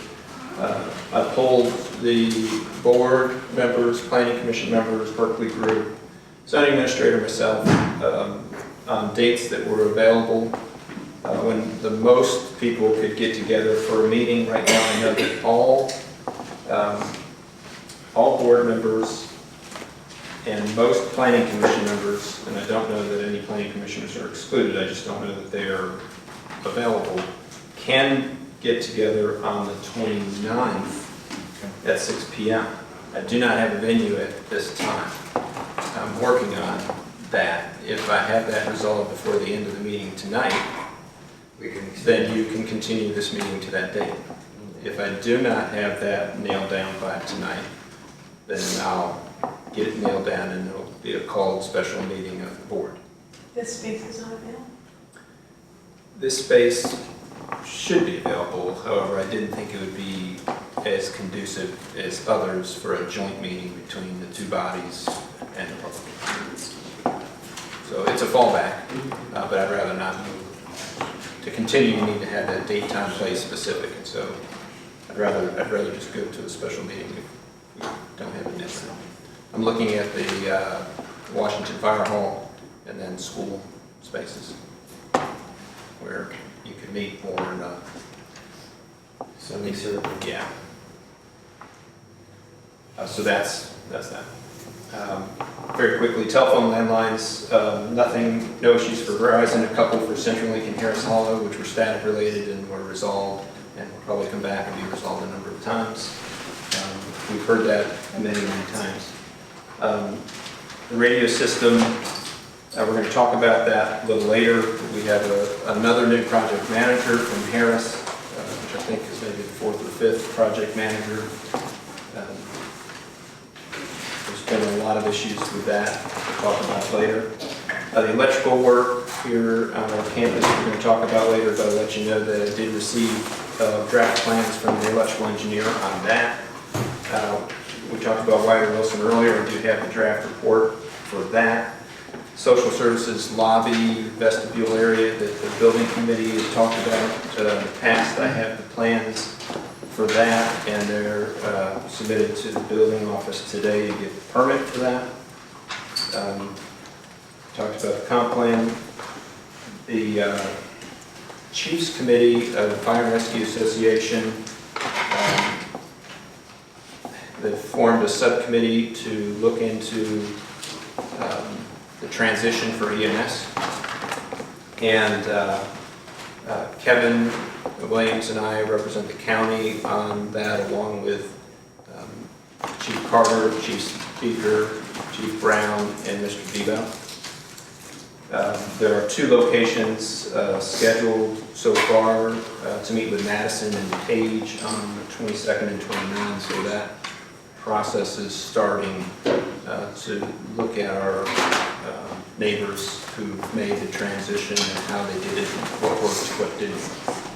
This is coming out of the strategic plan that recommended the association recommended we start looking at that process so we're ready when it's time.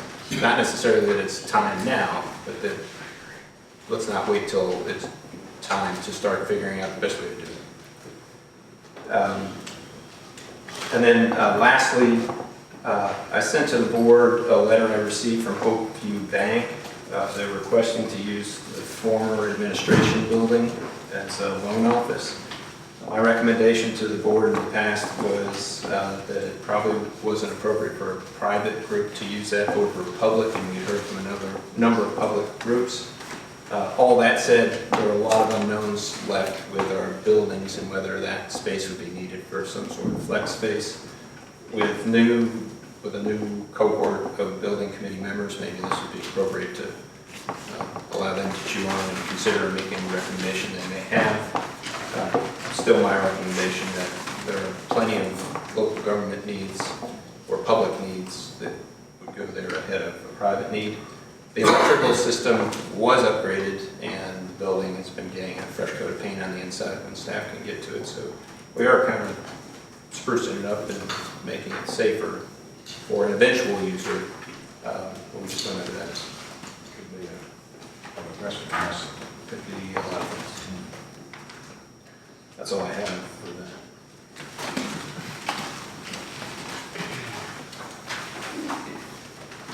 Okay, soil and water conservation report.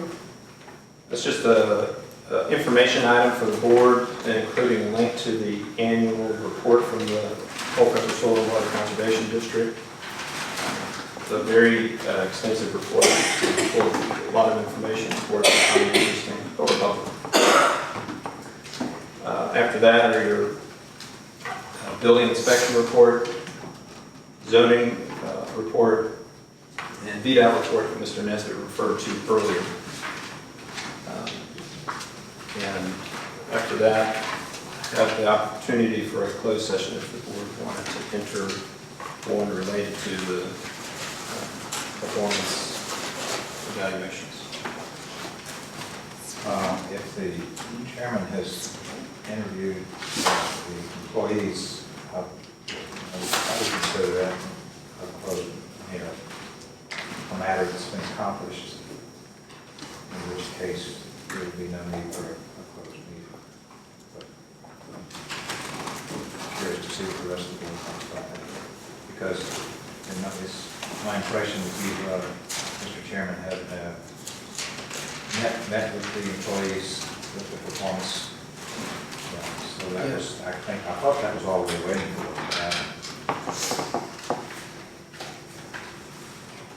What's a little bit more than just meeting, it's meeting to resolve a couple of issues that lingered from last year.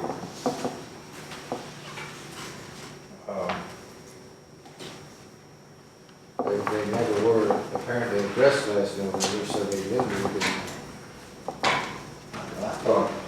I know Chairman Welch was having I couldn't remember exactly, but I specifically remember that Mr. Welch met with both employees after he got the performances,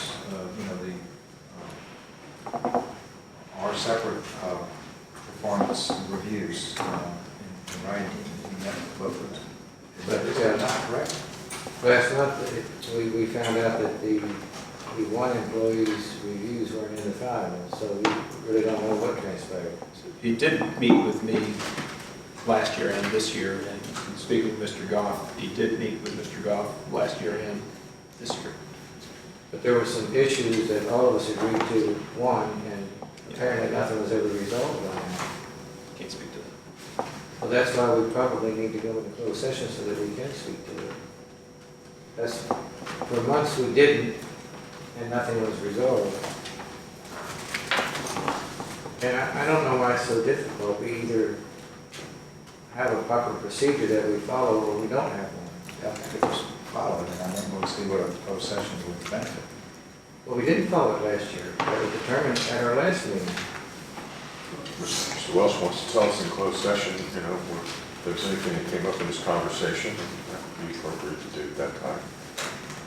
I would be open-minded to go into closed session, but I don't think the majority of this board is on the same mind.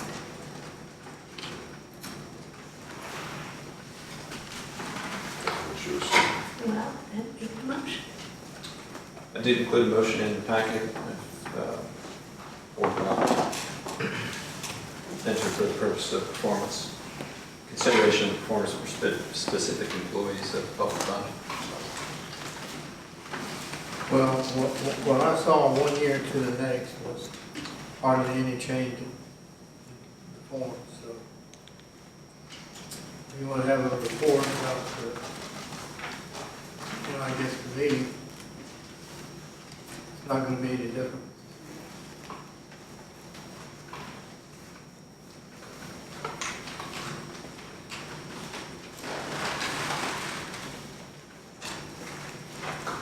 Well, does that mean that we go ahead and recess? So that the problems can continue with, so yes, sir.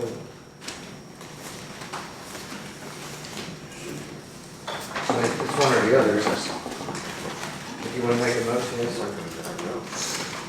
If I make a motion, it needs a second and it needs 3 votes. But you're not going to make a motion. I'll make the motion as presented in the packet. I'd be much more comfortable if you read it. Since you asked so nicely. I move that the Rappahannock County Board of Supervisors conduct a closed meeting in accordance with 2.2-3711A of the Code of Virginia for the purpose of discussion and consideration of the performance of specific employees of any public body, Section 2.2-3711A1. The subject matter of the closed meeting will be performance evaluation of the county attorney per Section 15 of his employment agreement. Number 2, performance evaluation for the county attorney. Just want to clarify, I believe you misspoke in the first one, you said county attorney. You meant Oh, county sorry. administrator. Performance evaluation of the county administrator per Section 15 of his employment agreement. Performance evaluation of the county attorney. And are we going to have a FOIA officer in each of the meetings?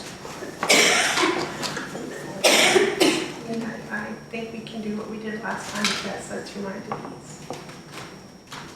So we'll have a FOIA officer in each one of the books.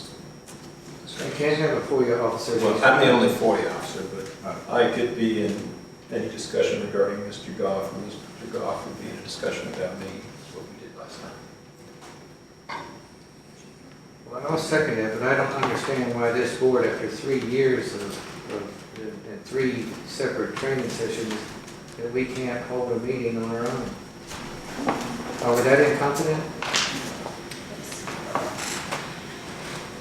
Well, we certainly have a number of lawsuits resulting from closed sessions, and this would kind of be more comfortable to preclude that happening in the future.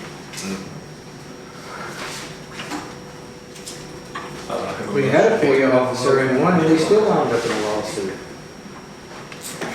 We have a motion and we have a second. All those in favor say aye. Roll call. Oh, roll call.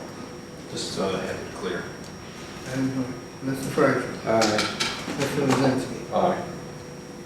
Ms. Smith. Aye. Mr. Parrish. I vote nay, but if it passes, I will be in closed session. Well, I'm going to vote nay.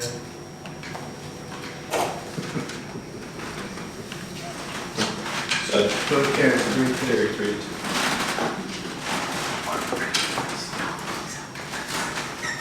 Let's clear the room.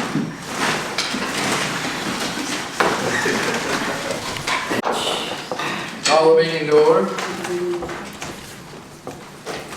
So the first thing you'll need to take care of is certifying the closed meeting this year. Board member, would you like to read it? Do each of you certify to the best of your knowledge that only public business matters lawfully exempted from the open business requirements of the Virginia Freedom of Information Act, and only such public business matters as were identified by the motion by which the closed meeting was convened were heard, discussed, or considered by the Board of Supervisors in a closed meeting. Roll call, please. Roll call vote, Mr. Perrin? Aye. Ms. Smith? Aye. Mr. Blazinski? Aye. Mr. Frazier? Aye. And I also.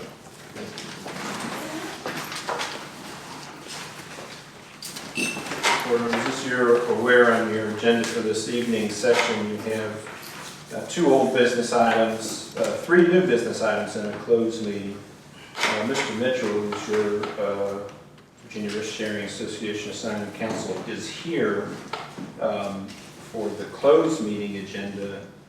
Mr. Goff suggested that may take 15 minutes or so. Leave it to your discretion as to whether board members would like to adjust the agenda, and we could use the jury room for that, so you don't have to clear the room, or we can handle things in the order presented. I think it'd be a good idea to go ahead and have the closed meeting first. It's not going to take long, and no sense having the attorney sit around and witness a long session in the meantime. So I'll make a motion to adjust the agenda and go ahead with the closed meeting first. Second. Motion made and second, all those in favor say aye. Aye. Okay, adjourn to the meeting. The restatement. Yeah. We need to, Yeah. that's just adjusting the agenda, so now if somebody would like to move us into closed. I'll move that the Rappahannock County Board of Supervisors conduct a closed meeting in accordance with 2.2-3711A of the Code of Virginia for the purpose of consultation, number 1, consultation with legal counsel pertaining to actual litigation where such consultation in open meeting would adversely affect the litigating process of the public body. And 2, consultation with legal counsel employed or retained by a public body regarding specific legal matters requiring provision of legal advice by such counsel. Subject matter of the closed meeting will be in August 28th, 2019 decision of the Board of Zoning Appeals of Rappahannock County, CL 19-166.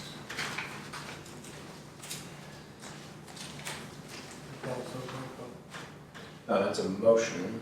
Need a second and a roll call. I'll second. Frazier? Aye. Mr. Blazinski? Aye. Smith? Aye. Mr. Perrin? Aye. And I myself. Now we can try to go. Now, we'll take a minute.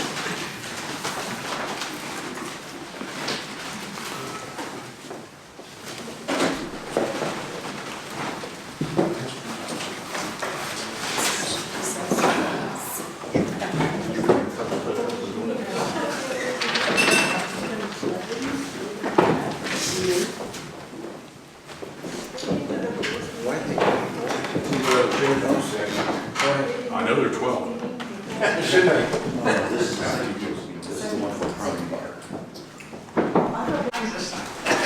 17 minutes? You saw Patrick Only 3/4 left. Cool, you did the same by the math. 10 o'clock in the morning ahead.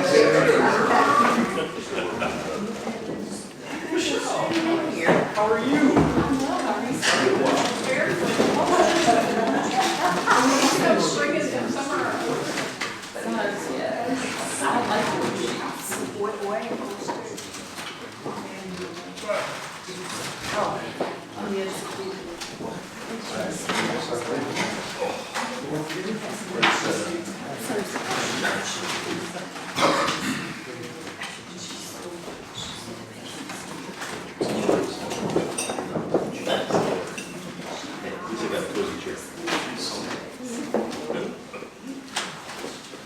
You're welcome to stay for that. I appreciate the offer. As he leaves. All right, did each of you certify that to the best of your knowledge, only public business matters will be exempted from the requirements of the Virginia Freedom of Information Act, and only such public business matters as were identified in the motion by which the closed meeting was convened, were heard, discussed, or considered by the Board of Supervisors in the closed meeting.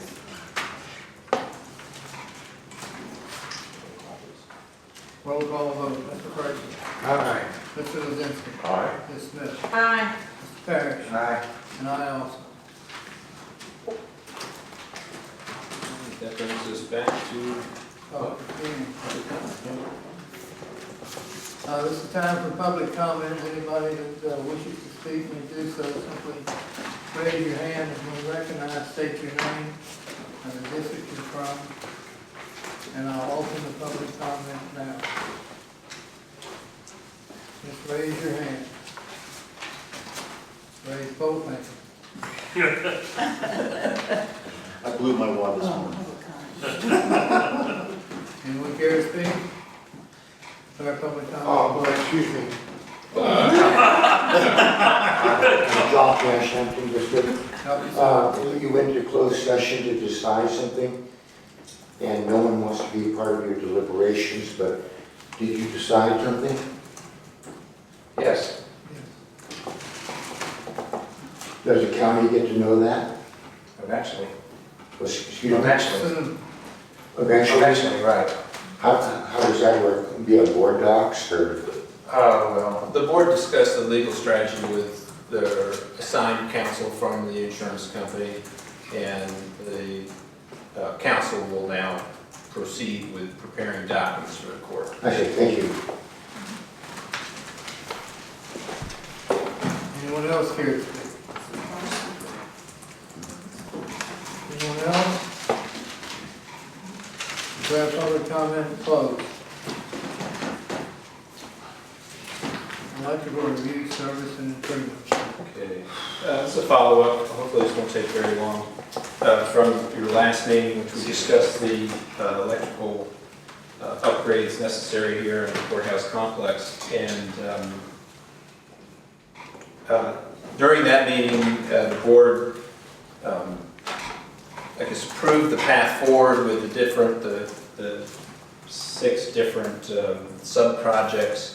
And what I wanted to confirm tonight is I'm trying to get this work done, that the board would support through your procurement ordinance that requires some board awarding contracts over $10,000 for me to move forward in cases where I can use a national contract, such as the Sourcewell contract, which I've listed here, that Fidelity Power used to quote the generator and transfer switches. Anything that I can't get off of a cooperative contract like that would have to be bid out. So I want to move this along as quickly as I can, particularly with this secondary generator, because we're renting one. And I don't want to push my luck with how many months insurance is going to cover. With that said, I just received late last week the draft design for the UPS secondary generator and transfer switch for the main generator. And the engineer will be in town, I believe, tomorrow or Wednesday to make some follow-up inspections so that we can get it nailed down and materials ordered and contract and the installation portion bid out. I'm looking for a little more direction from the board on what you want to see and when you want to see it. Knowing that I'm balancing getting this done quickly with taking a process where I have to bring each step back to the board. That didn't sound very clear, but. Is there a dollar amount attached to getting it done quickly? I mean, No. basically turning it over to you? So the budget was very well established in your last action. I believe that's conservative, and the latest estimate I have for from Fidelity for the secondary generator with ATS and the primary ATS, I think, is less than was anticipated already. Right. So no, I don't think there's a cost premium. but there's a time savings potential of me not having to wait month to month. If I'm ready to move on something and make and order a generator next week, I would be in a position of either having to wait to the next meeting of the board or call a special meeting. And in those situations with long lead time on items that are on national contract, I wanted to know if the board authorizes me to move forward on those matters. Yeah, this is per the memo that you provided to us. Correct. Yeah, in which outlined the scope of the projects as well as the estimated costs. Correct. So you're simply asking us for confirmation, authorization to follow this plan, because some of this is obviously more than Well, the $10,000 one thing you threshold. could do is, given that one of you is in this workspace, you could empower that board member to, work in concert with me to make these decisions. I'm sensitive to time on this, dragging out and not lining up exactly when we have board meetings. So in that case, maybe Mr. Frazier, maybe. And I didn't say anything to him ahead of time, so. Right. Well, I'm just wondering, if Mr. Frazier would be interested in being a board member with lockstep with Mr. Curry on moving forward with this project and the effort of saving time and money in the long run. I can do that if the board wishes, yes, absolutely. I think we're gonna run up against bad weather or something, we're gonna run into some situations that we're gonna wish we did. Right. Does that work for you, Mr. Curry? Yeah, absolutely. All right, so you need that in the form of motion? It's always cleanest if All that's. right, I'll make a motion that we empower the county administrator in conjunction with Supervisor Frazier to tackle the problem of this generator issue, right? So the electrical upgrades within the confines of the memo, Electrical with the authorization at your last meeting? Et cetera, et cetera. My second. So help me God. Motion made and second. All those in favor say aye. All those opposed, nay. Nay.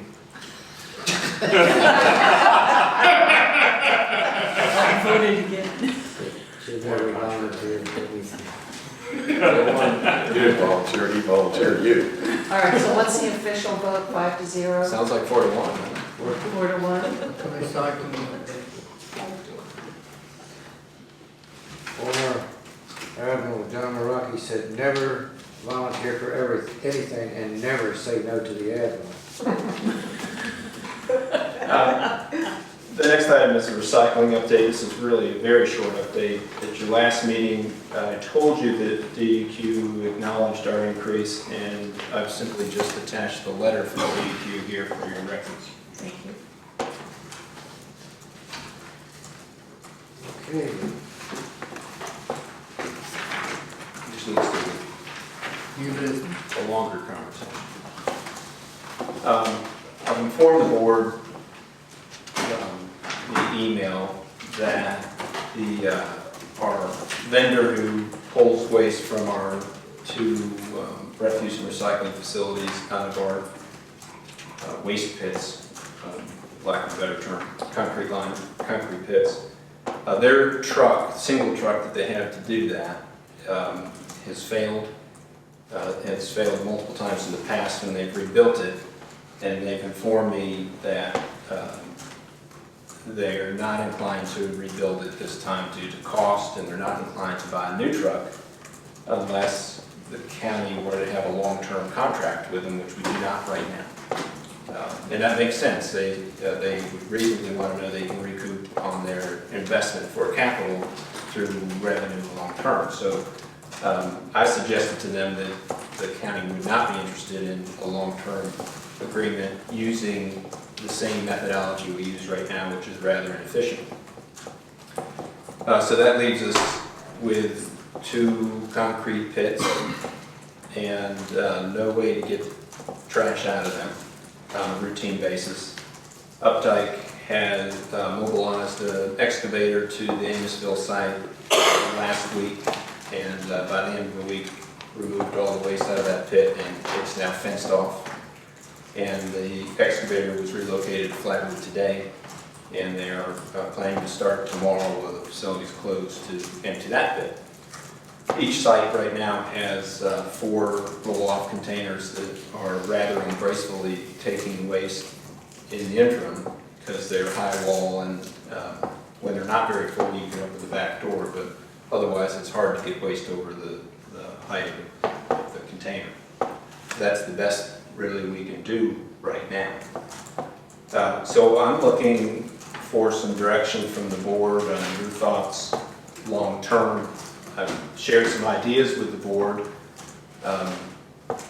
I believe, given the confines of Flatwood, the likely solution at that site is to provide a compactor, 1 or 2 compactors. REC has confirmed with me that 3-phase power is nearby and would maybe take $5,000 or $10,000 to extend it to the site.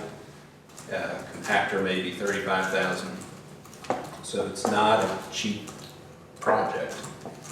But when you use the compactor, the benefit is that your hauling is much less frequently. Right now we're hauling, with a roll-off container, you're hauling fluff loads that you're hardly getting anything in a 40-yard container. With the pits, when it was lifted out with the knuckle boom, it's fluffed up and dropped into the tractor trailer and not really packed in, hauling 12 tons or something to Culpeper, which is really, really inefficient, meaning you have a lot of loads and you're paying for the loads. With a compactor, you can have many fewer loads. If we had a way to place material in a tractor trailer that was relatively packed in, then you could haul straight to a landfill. And you could really save some money because you cut out the middleman. That may be a possibility for Amosville. We need to look into that. Landfill being Cumberland County, wherever it's at, Wherever. Right now, our waste goes to the Richmond area.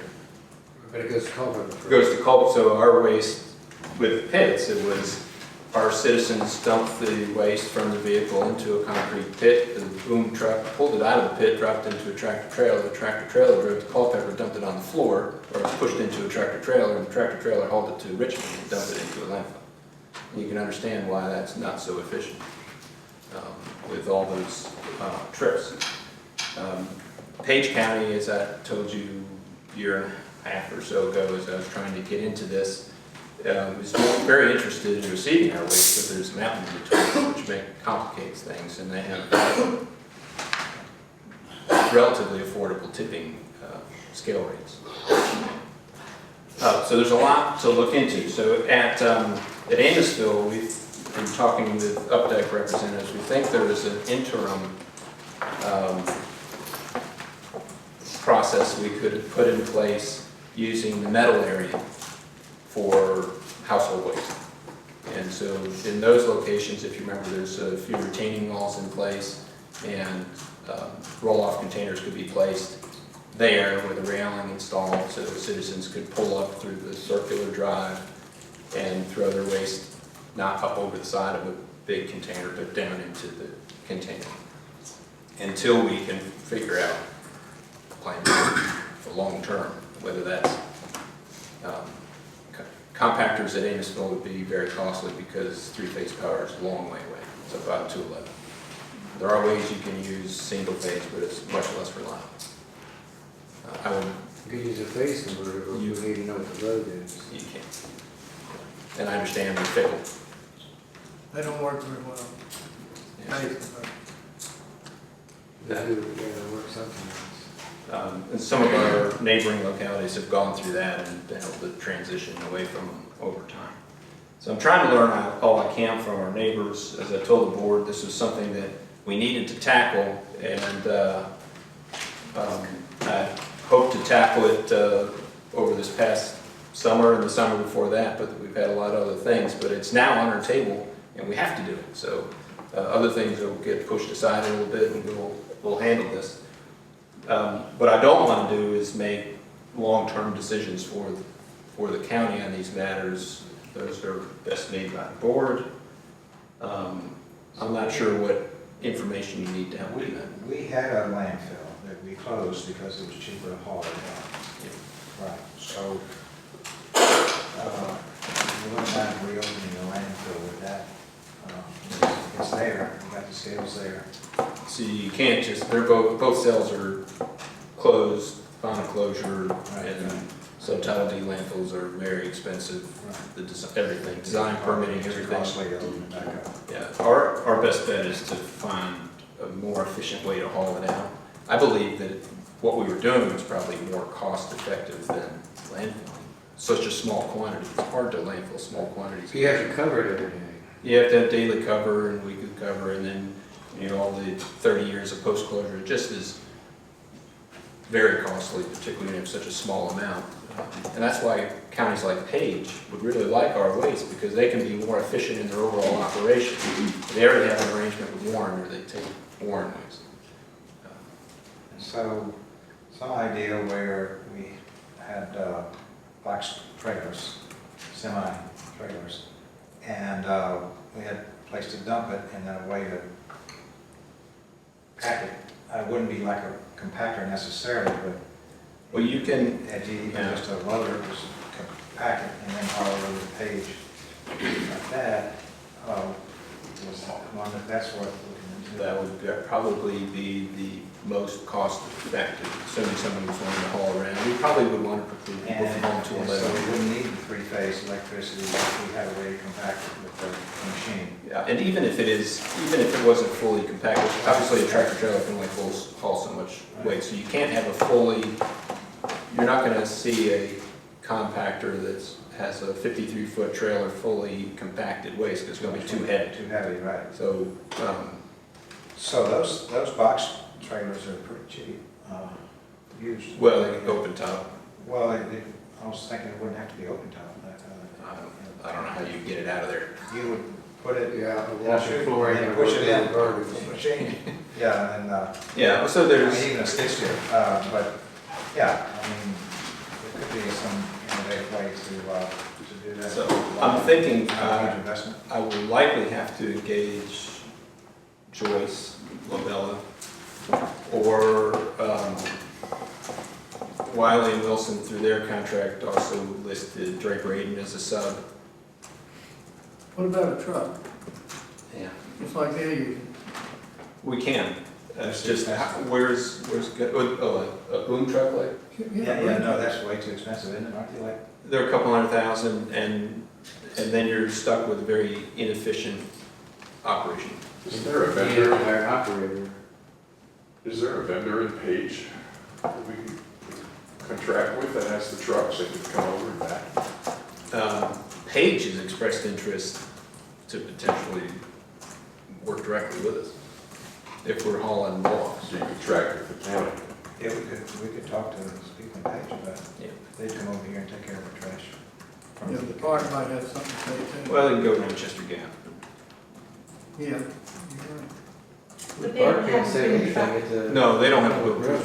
Nobody does it that way. Right, Nobody does that. so either way, we're looking at a redesign, it's just a Yes. matter of what kind of redesign it is, depending on who we end up looking Yeah, at. and I've heard from citizens already, they don't, obviously they've seen us go through cycles where the truck has been down and things have gotten filled up and roll-off containers have been brought in. They will be seeing something different this time with the pits being emptied and construction fence going up across the opening. And so we're relying on the news outlets to get the word out that there is a shift in how we do things coming. And we're working through that shift, and there's going to be an inconvenient period of time that we'll do the best we can to make it as least inconvenient as possible as we make this transition. This all really came about last week, so it was timely relative to this board meeting. As I noted earlier, and I included in the board packet, if we were to change operations in the very near term at Amosville to use the metal area for municipal waste, we really now have two working areas at the facility, and it would make sense for us to have two people working, one person in each area, from just a safety standpoint. If we were to do that, that means either more manpower or less hours of Amosville being open. Amosville's open 60 hours a week right now. Flatwood's open 56 hours a week right now.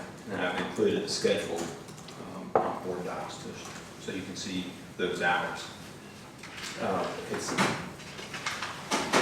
We receive a lot of Culpeper waste in Amosville. I don't want to be the one to give a first to talk about hiring more employees, but anytime we see a reduction in the hours at the landfill, we could run the risk of road burning. You can. And I picked up a refrigerator and a TV and hauled it in there and found on the side of the road. Actually, more than once. It's hard to understand why people do that. I can tell you that Madison has one site. And Madison's larger in land mass than we are in area.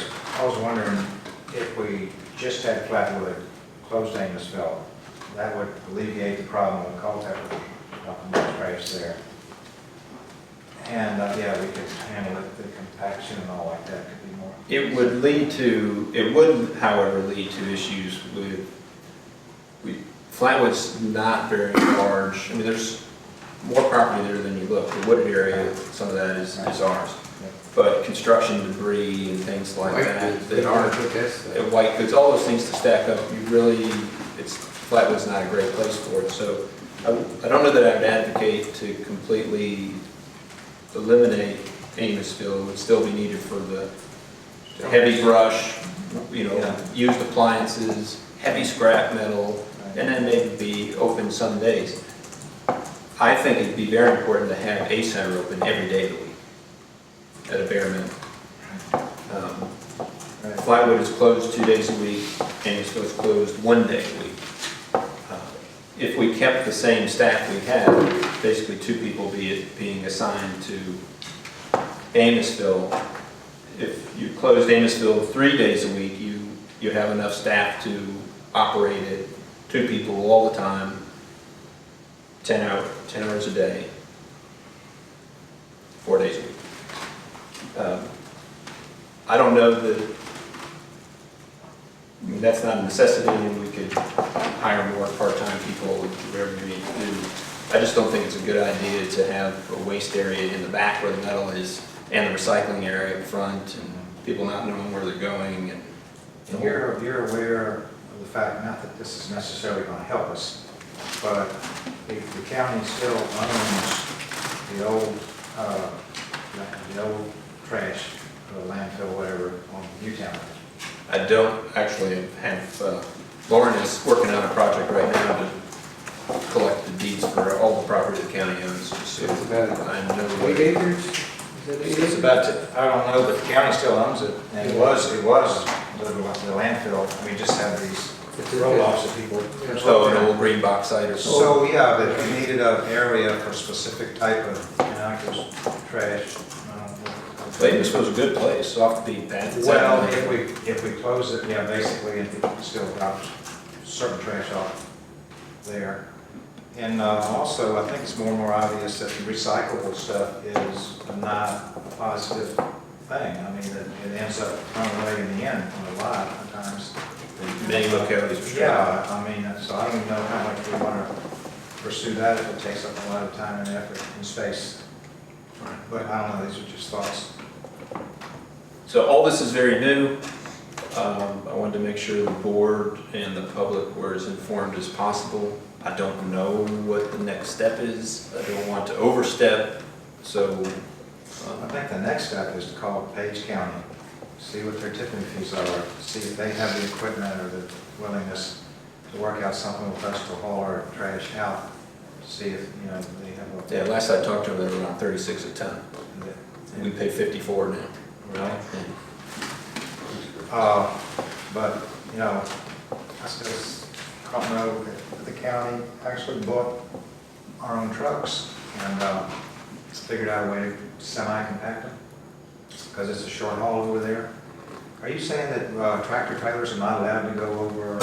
No, I'm not saying that. you don't want to do it in bad weather. There's a lot of wear and tear, and then I'm just thinking of the PR when you have the unfortunate event.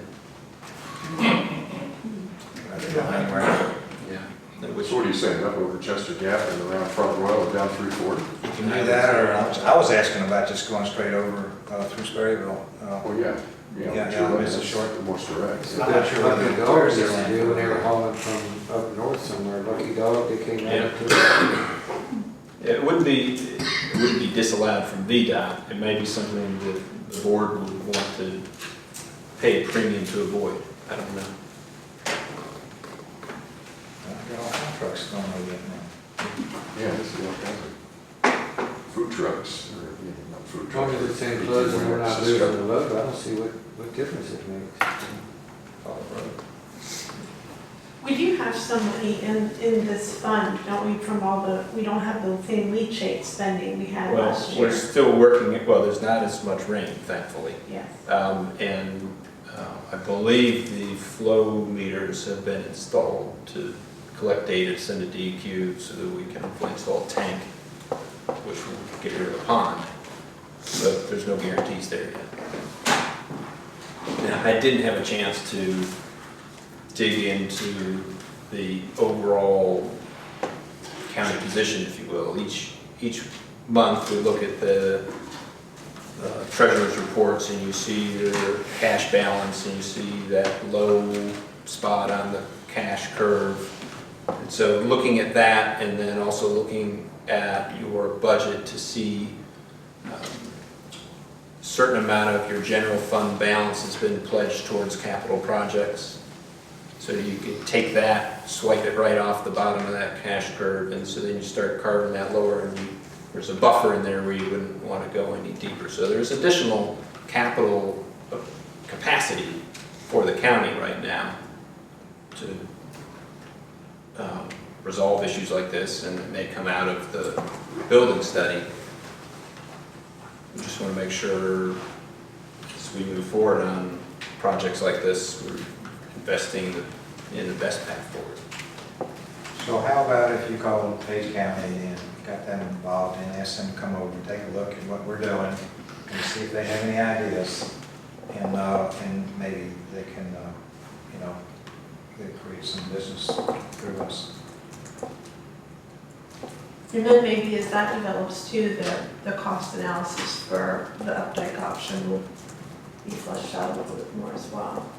So, and I've been very open with Updike that my view going forward is that we would be creating a scenario that would allow competition, and they're more than welcome to be involved in that competition. But not a scenario where there's really only one game in town. They've had a monopoly on us for quite long. They didn't have a contract with it forever. Well, hard to say what we have and don't say. One has not been identified.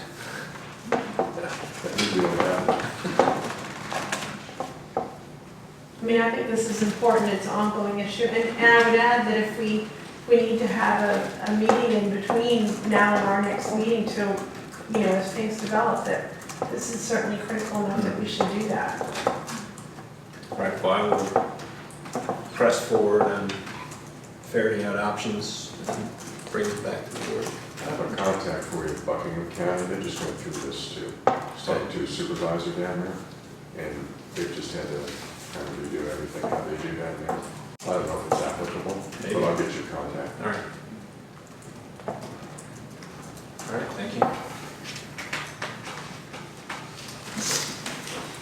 Next item is an update on the Amosville Tower lease agreement. I thought just maybe I'd have more to update. Brief the board and just give you a quick update.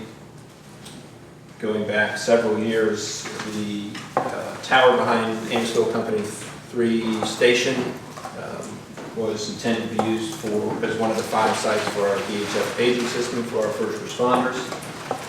That tower is owned by SBA. They have a ground lease with Amosville. Amosville gets a fair amount of revenue from it, which is great. And the revenue that we get that's not coming from the taxpayers is great. The ground lease that Amosville has with SBA and the preceding company before SBA bought it states that the fire company gets a free spot on the tower. And so that's really good.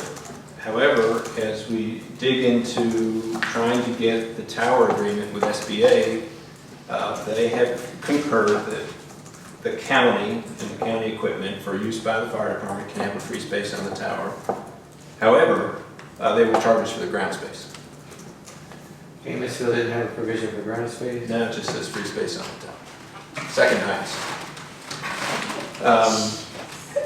So they, and it's taken a long time to get to this point.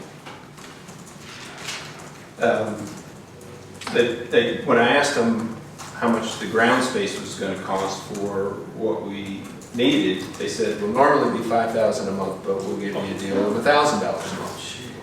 Now, $1,000 a month for the ground space is more than we're paying for the tower space and the ground space at the Sperry Hotel, which is reduced over time with the providers that go in that tower. So I went back and tweaked things on the ground to see, well, what's the absolute minimum footprint we can use if we push certain items out of the fence compound and put them into the fire company property, which the fire company said they would lease to us for nothing. And I'm waiting for their answer on what that number is. So I was hoping I'd have that for today. I had an email from earlier today saying that they're working on it and get it right to me, but I don't have it. So that, the budget includes $0 a month for this tower. This is a recurring cost, and so whatever this turns out to be, that will add to our operational budget. Is it a generator? Is that what we're going to put on the ground? But we have to put the actual, the antenna's on the tower and the line comes down, there's a cabinet, and then I've asked to add, which I think we're going to talk about next, generator and propane tank to support it. So by pushing that propane tank out of the compound can significantly reduce the ground space because there's a spark radius, you need to keep the tank away from other equipment. So that's where we are on that, and I will get the board more information when I can. We have to watch and provide for the spark distance. 10 feet from the connection point, yeah. But we do need quite a bit of ground space. But not if the tank is outside the compound, which we probably still want fenced. It would be our own fenced area, which means we have to buy a fence. It's better than $8,000 a month. Yeah, buy a lot of fence. So from the radio project that keeps on getting, next item is on contract change order that I've been working to get resolved for many, many months. Well, I guess the first part has not been that long. When Mr. Williams went station to station to review the equipment to receive the new mobile radios that we purchased through the grant that was 50/50. Doing that, that didn't happen back when the grant was applied for, and that's understandable, I guess. Some of the radios are for ambulances or apparatus that have a front position and a rear position, whether it's in the back of an ambulance or next to a pumper, next to the controls, where there's one radio but there's two control heads for the radio. So what we ordered is just a single radio with a single remote control head. So there is a cost for the dual head feature, as you can imagine, and after maybe 4 or 5 iterations, Harris got the change order correct with their contract, and there is a cost for that of $9,672, and that quote is attached to board documents. There's also an interest with the fire companies to have for the medics this holster sling thing that holds the portable radios. That's an additional $4,680. I talked to Mr. Williams about that and suggested these radios we bought come with clips, and if the companies want the fancy holster, then they can buy them from their operational funds. And they can do that if they want to, but we need to buy the $9,672 of dual head. Last month, I asked the board to work through the carryover appropriation for the funding that was left over from FY19 when we bought the radios and bought the pagers. And there is some amount of, there's $28,000 left from that, of which a portion needs to go, $23,000 needs to go towards the final payment of the fire-rated speaker mics and the installation of the radios, leaving a balance that would leave us short of the $9,672 by about $4,500. And that's the $4,500 that I included on the contingency chart earlier in the meeting. In noting this, I will say that there will be some additional costs to have a Motorola contractor reprogram our Motorola radios to work on the Harris system when we get to that point, and we're not sure that cost right now. So we didn't replace a number of portables for the fire department or any of the mobiles and portables for the sheriff's office because they are of modern age that will work with the Harris system. But there will be a cost to program. So I'll have to come back to you with that cost at a later time because I don't know right now. So as part of this agenda item, I'm asking the board to authorize $4,500 from your contingency to go towards the dual head for these radios so we can get those ordered, so we can get them shipped here. And let the companies pay for the holsters if they want them. If they want them. Which is going to be 2 or 3 or 4 per company if they want. How many more problems do you foresee with this radio contract? As many as I find. And so it's not unexpected that you will find some issues. And I don't know if you want to dispatch with discussion and use of contingency for those dual heads before we get into the second part of this. Yeah, I Do you mean, need a motion? Yes. I'll make a motion. Is it $4,600? 45. It's a little under 45. I just rounded up. Okay. Make a motion that we put $4,500 toward the acquisition of the, what's it, dual headset? Yeah. Equipment. one second. Motion made and second. All those in favor say aye. Aye. All opposed, nay. Motion carries. So the second part of this is related to building out our 2 tower sites, Sperryville and Amosville. And when the contract was originally entered into, the responsibility to build out Sperryville and Amosville were left to, as you see in the attachment, I didn't include that attachment, sorry, because it's part confidential. It's left to FCR, Fauquier, Culpeper, Rappahannock. So FCR will provide, Harris will provide. So everything to do with building out the 2 remote tower sites were left to FCR.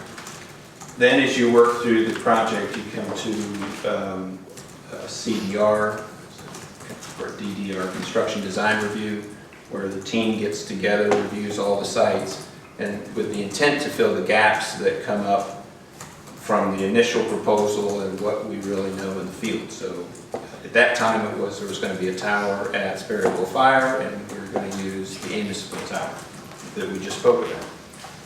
And at that time there was a change to the contract to remove a bunch of things and add a bunch of things in. And one of the things that was removed from Rappahannock was a microwave link from Washington to Fauquier, Culpeper somehow that would have been impossible anyways. So that was backed out of the contract. But added in was the cabinets for our equipment. So we just bought like racked equipment for these tower sites. Cabinets and concrete and installation. There's very, very little detail, at least in the contract documents, of what that included. All of that addition was, I believe, $87,000 to the contract. So in my communication with Harris as of late, they told me that, well, what we bought was cabinets and a concrete pad, but not connecting them to power, data, or grounding.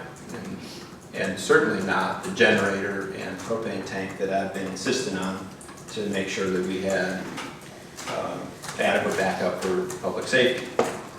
And I pressed them for a change order to get the generator and propane tank added, and finally got a rough order of magnitude cost from them of $300,000. And I told them that's clearly not correct. The contract right now includes everything I need to go live except for a generator and a propane tank, and you can't tell me that 2 of those is $300,000. And oh, by the way, our contract has a single line item for additional generator, a 50K generator for $39,000 installed. Now this is working with 2 different project managers. So as the board is aware, and I believe I included, I sent a letter to our contact just over the weekend summarizing this information, saying, I've been asking for a change order, I want to see it, and here's what I believe to be the facts, and I'm waiting for your answer. Let me know your answer by the 18th, and then I'll review it with the county attorney. So I received brief feedback from them today saying they received it, shared it with somebody else within Harris, and they'll get back to me. So I want you to know there is some liability here, an argument as to what it will take to build out those sites. We do not have to use them and their contractor necessarily to install a generator or a propane tank, but we do need to make sure that our equipment is properly protected as far as grounding and whatnot. So there's a lot left to be determined here, and a lot will be based on what their response is, hopefully by the 18th. This whole thing is dragging out a long time. I just met with representatives from Fauquier and Culpeper and a consultant that was brought in by Harris to try to help the group push through. I will be very surprised if it's on the air before the end of the calendar year. But we're at least moving in that right direction. But our VHF system may or may not be on the air by then. Any other counties seem to be experiencing the same issues we are? Many of them, yes. What can we do to support you in this? Right now, I just want to make sure you're informed and know what I know. And I'm making sure you're aware there are cost potential issues involved in this, but that we're trying to do the best we can to make sure if there are that we fought for every dollar. I hate to say it, but I tried to tell you all this 2 years ago.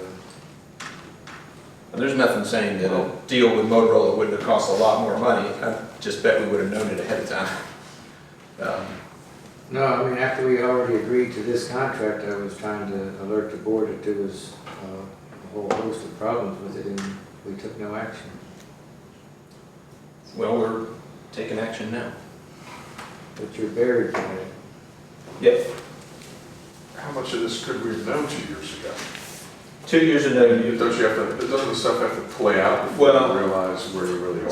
No, we knew a lot of this stuff. Some of this we should have known 2 years. I mean, I started just under 2 years ago, but this should have been known at the time of CDR. The detail, the lack of the level of detail. That was 2 years ago, and now it was 2 years ago. 2017. 2.5 years. Yeah. But we knew a lot of it there, suspected it, and we refused to act on it. And I'm not sure if acting then would have a different outcome than now.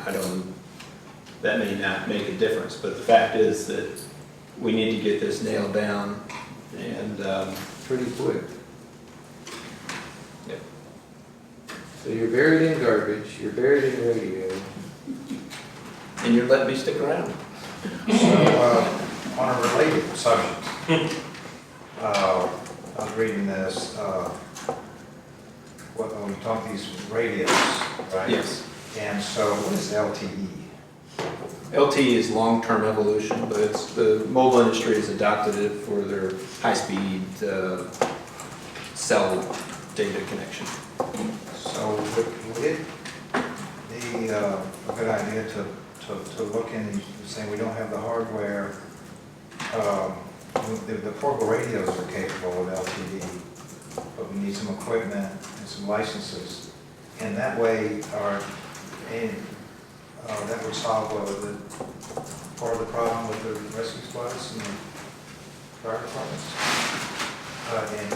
in the absence of cell towers. No, so it would only work with cell towers, and so if the cell company has an LTE setup, and most likely it would be AT&T in their FirstNet, which is what they got all this spectrum from the government and agreed to put out a public safety network. Right. Our radios that we bought from Harris could be used on that type of network. Right. Okay. But it's very risky because if you just do it on a regular cell network and they don't have any backup, when the bad storm comes, the cell phone doesn't work and neither does your radio. Okay. So there's no decision point on that for the board at this time, but it's just making sure. So you're saying that Fauquier and Culpeper are having the same issues with Harris? Well, just look at Viewtree Mountain, Yeah. where the system was sold to use the existing tower and they found out that it's overloaded before anything is added to it. They built a whole brand new tower right next to it. But it came about, I've been informed by the people in Fauquier County Fire and Rescue that purchasing agreed to this contract, not to end users. So when they compared apples to kumquats, Motorola looked like it was very expensive and Harris looked like the way to go. But Harris left out several key points when they bid it. Right now there's complete dead spots in Fauquier, namely the backdrop, let's say Zula Road over to, I'm getting off topic, am I? Well, Zula Road, if you will, that goes over to 50 from 55, that area up into the Bull Run Mountains is basically a dead zone for current radio. So Motorola was going to fix the dead zones, like in Upperville, for instance, the fire and rescue. They can use radios inside the fire department building because they have Wi-Fi. When they pull the truck out of the building, the radios quit working. Motorola's proposal was to fix the dead zones. Harris came in and said, we'll give you what you got. Basically didn't actually say that. They were much cheaper. Purchasing went with Harris. And now we're stuck with trying to make the system work. Well, there are coverage maps that were included in the contract, and there will be coverage testing. We talked about that. Coverage testing can only happen when it's full foliage, and now that can't happen until sometime around April. We're hoping that we'll have beneficial use before then, and Culpeper and Fauquier are really in a tough spot because, and we have expenses through to them to help pay for their maintenance service contracts for Motorola, but there are hundreds of thousands of dollars to extend that maintenance service contract another 6 months.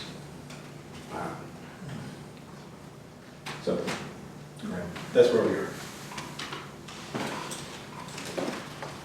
And the one last thing, when we adopted it that night in September 2016, we approved it, this board approved it without the contract document exhibit A, is it? We didn't even have it in our package. We had a gun to our head because these other two counties, we were far behind them in the process. So and we were between a rock and a hard place there, if I remember the way that But back to what I was trying to say is, we were told that everything was properly before us that night. We didn't even know what we were buying. I have to go to Fauquier to get that document. We didn't even have that in our package. I brought it back and shared it with the treasurer, and I gave it to the county administrator. So we've I'm been happy grossly to go in the dark.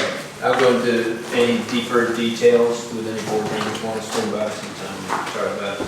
The last, we moved the closed meeting up. The last item is to adjourn. I didn't know if I would have a venue for the joint meeting. I don't have a confirmed venue at this point in time. So recommend that the board go ahead and adjourn, and once I find the right venue, talk to the schools, talk to the fire company, once I find the right venue, then we'll have a call meeting on the 28th. 29th, whatever I said before. Okay. 29th.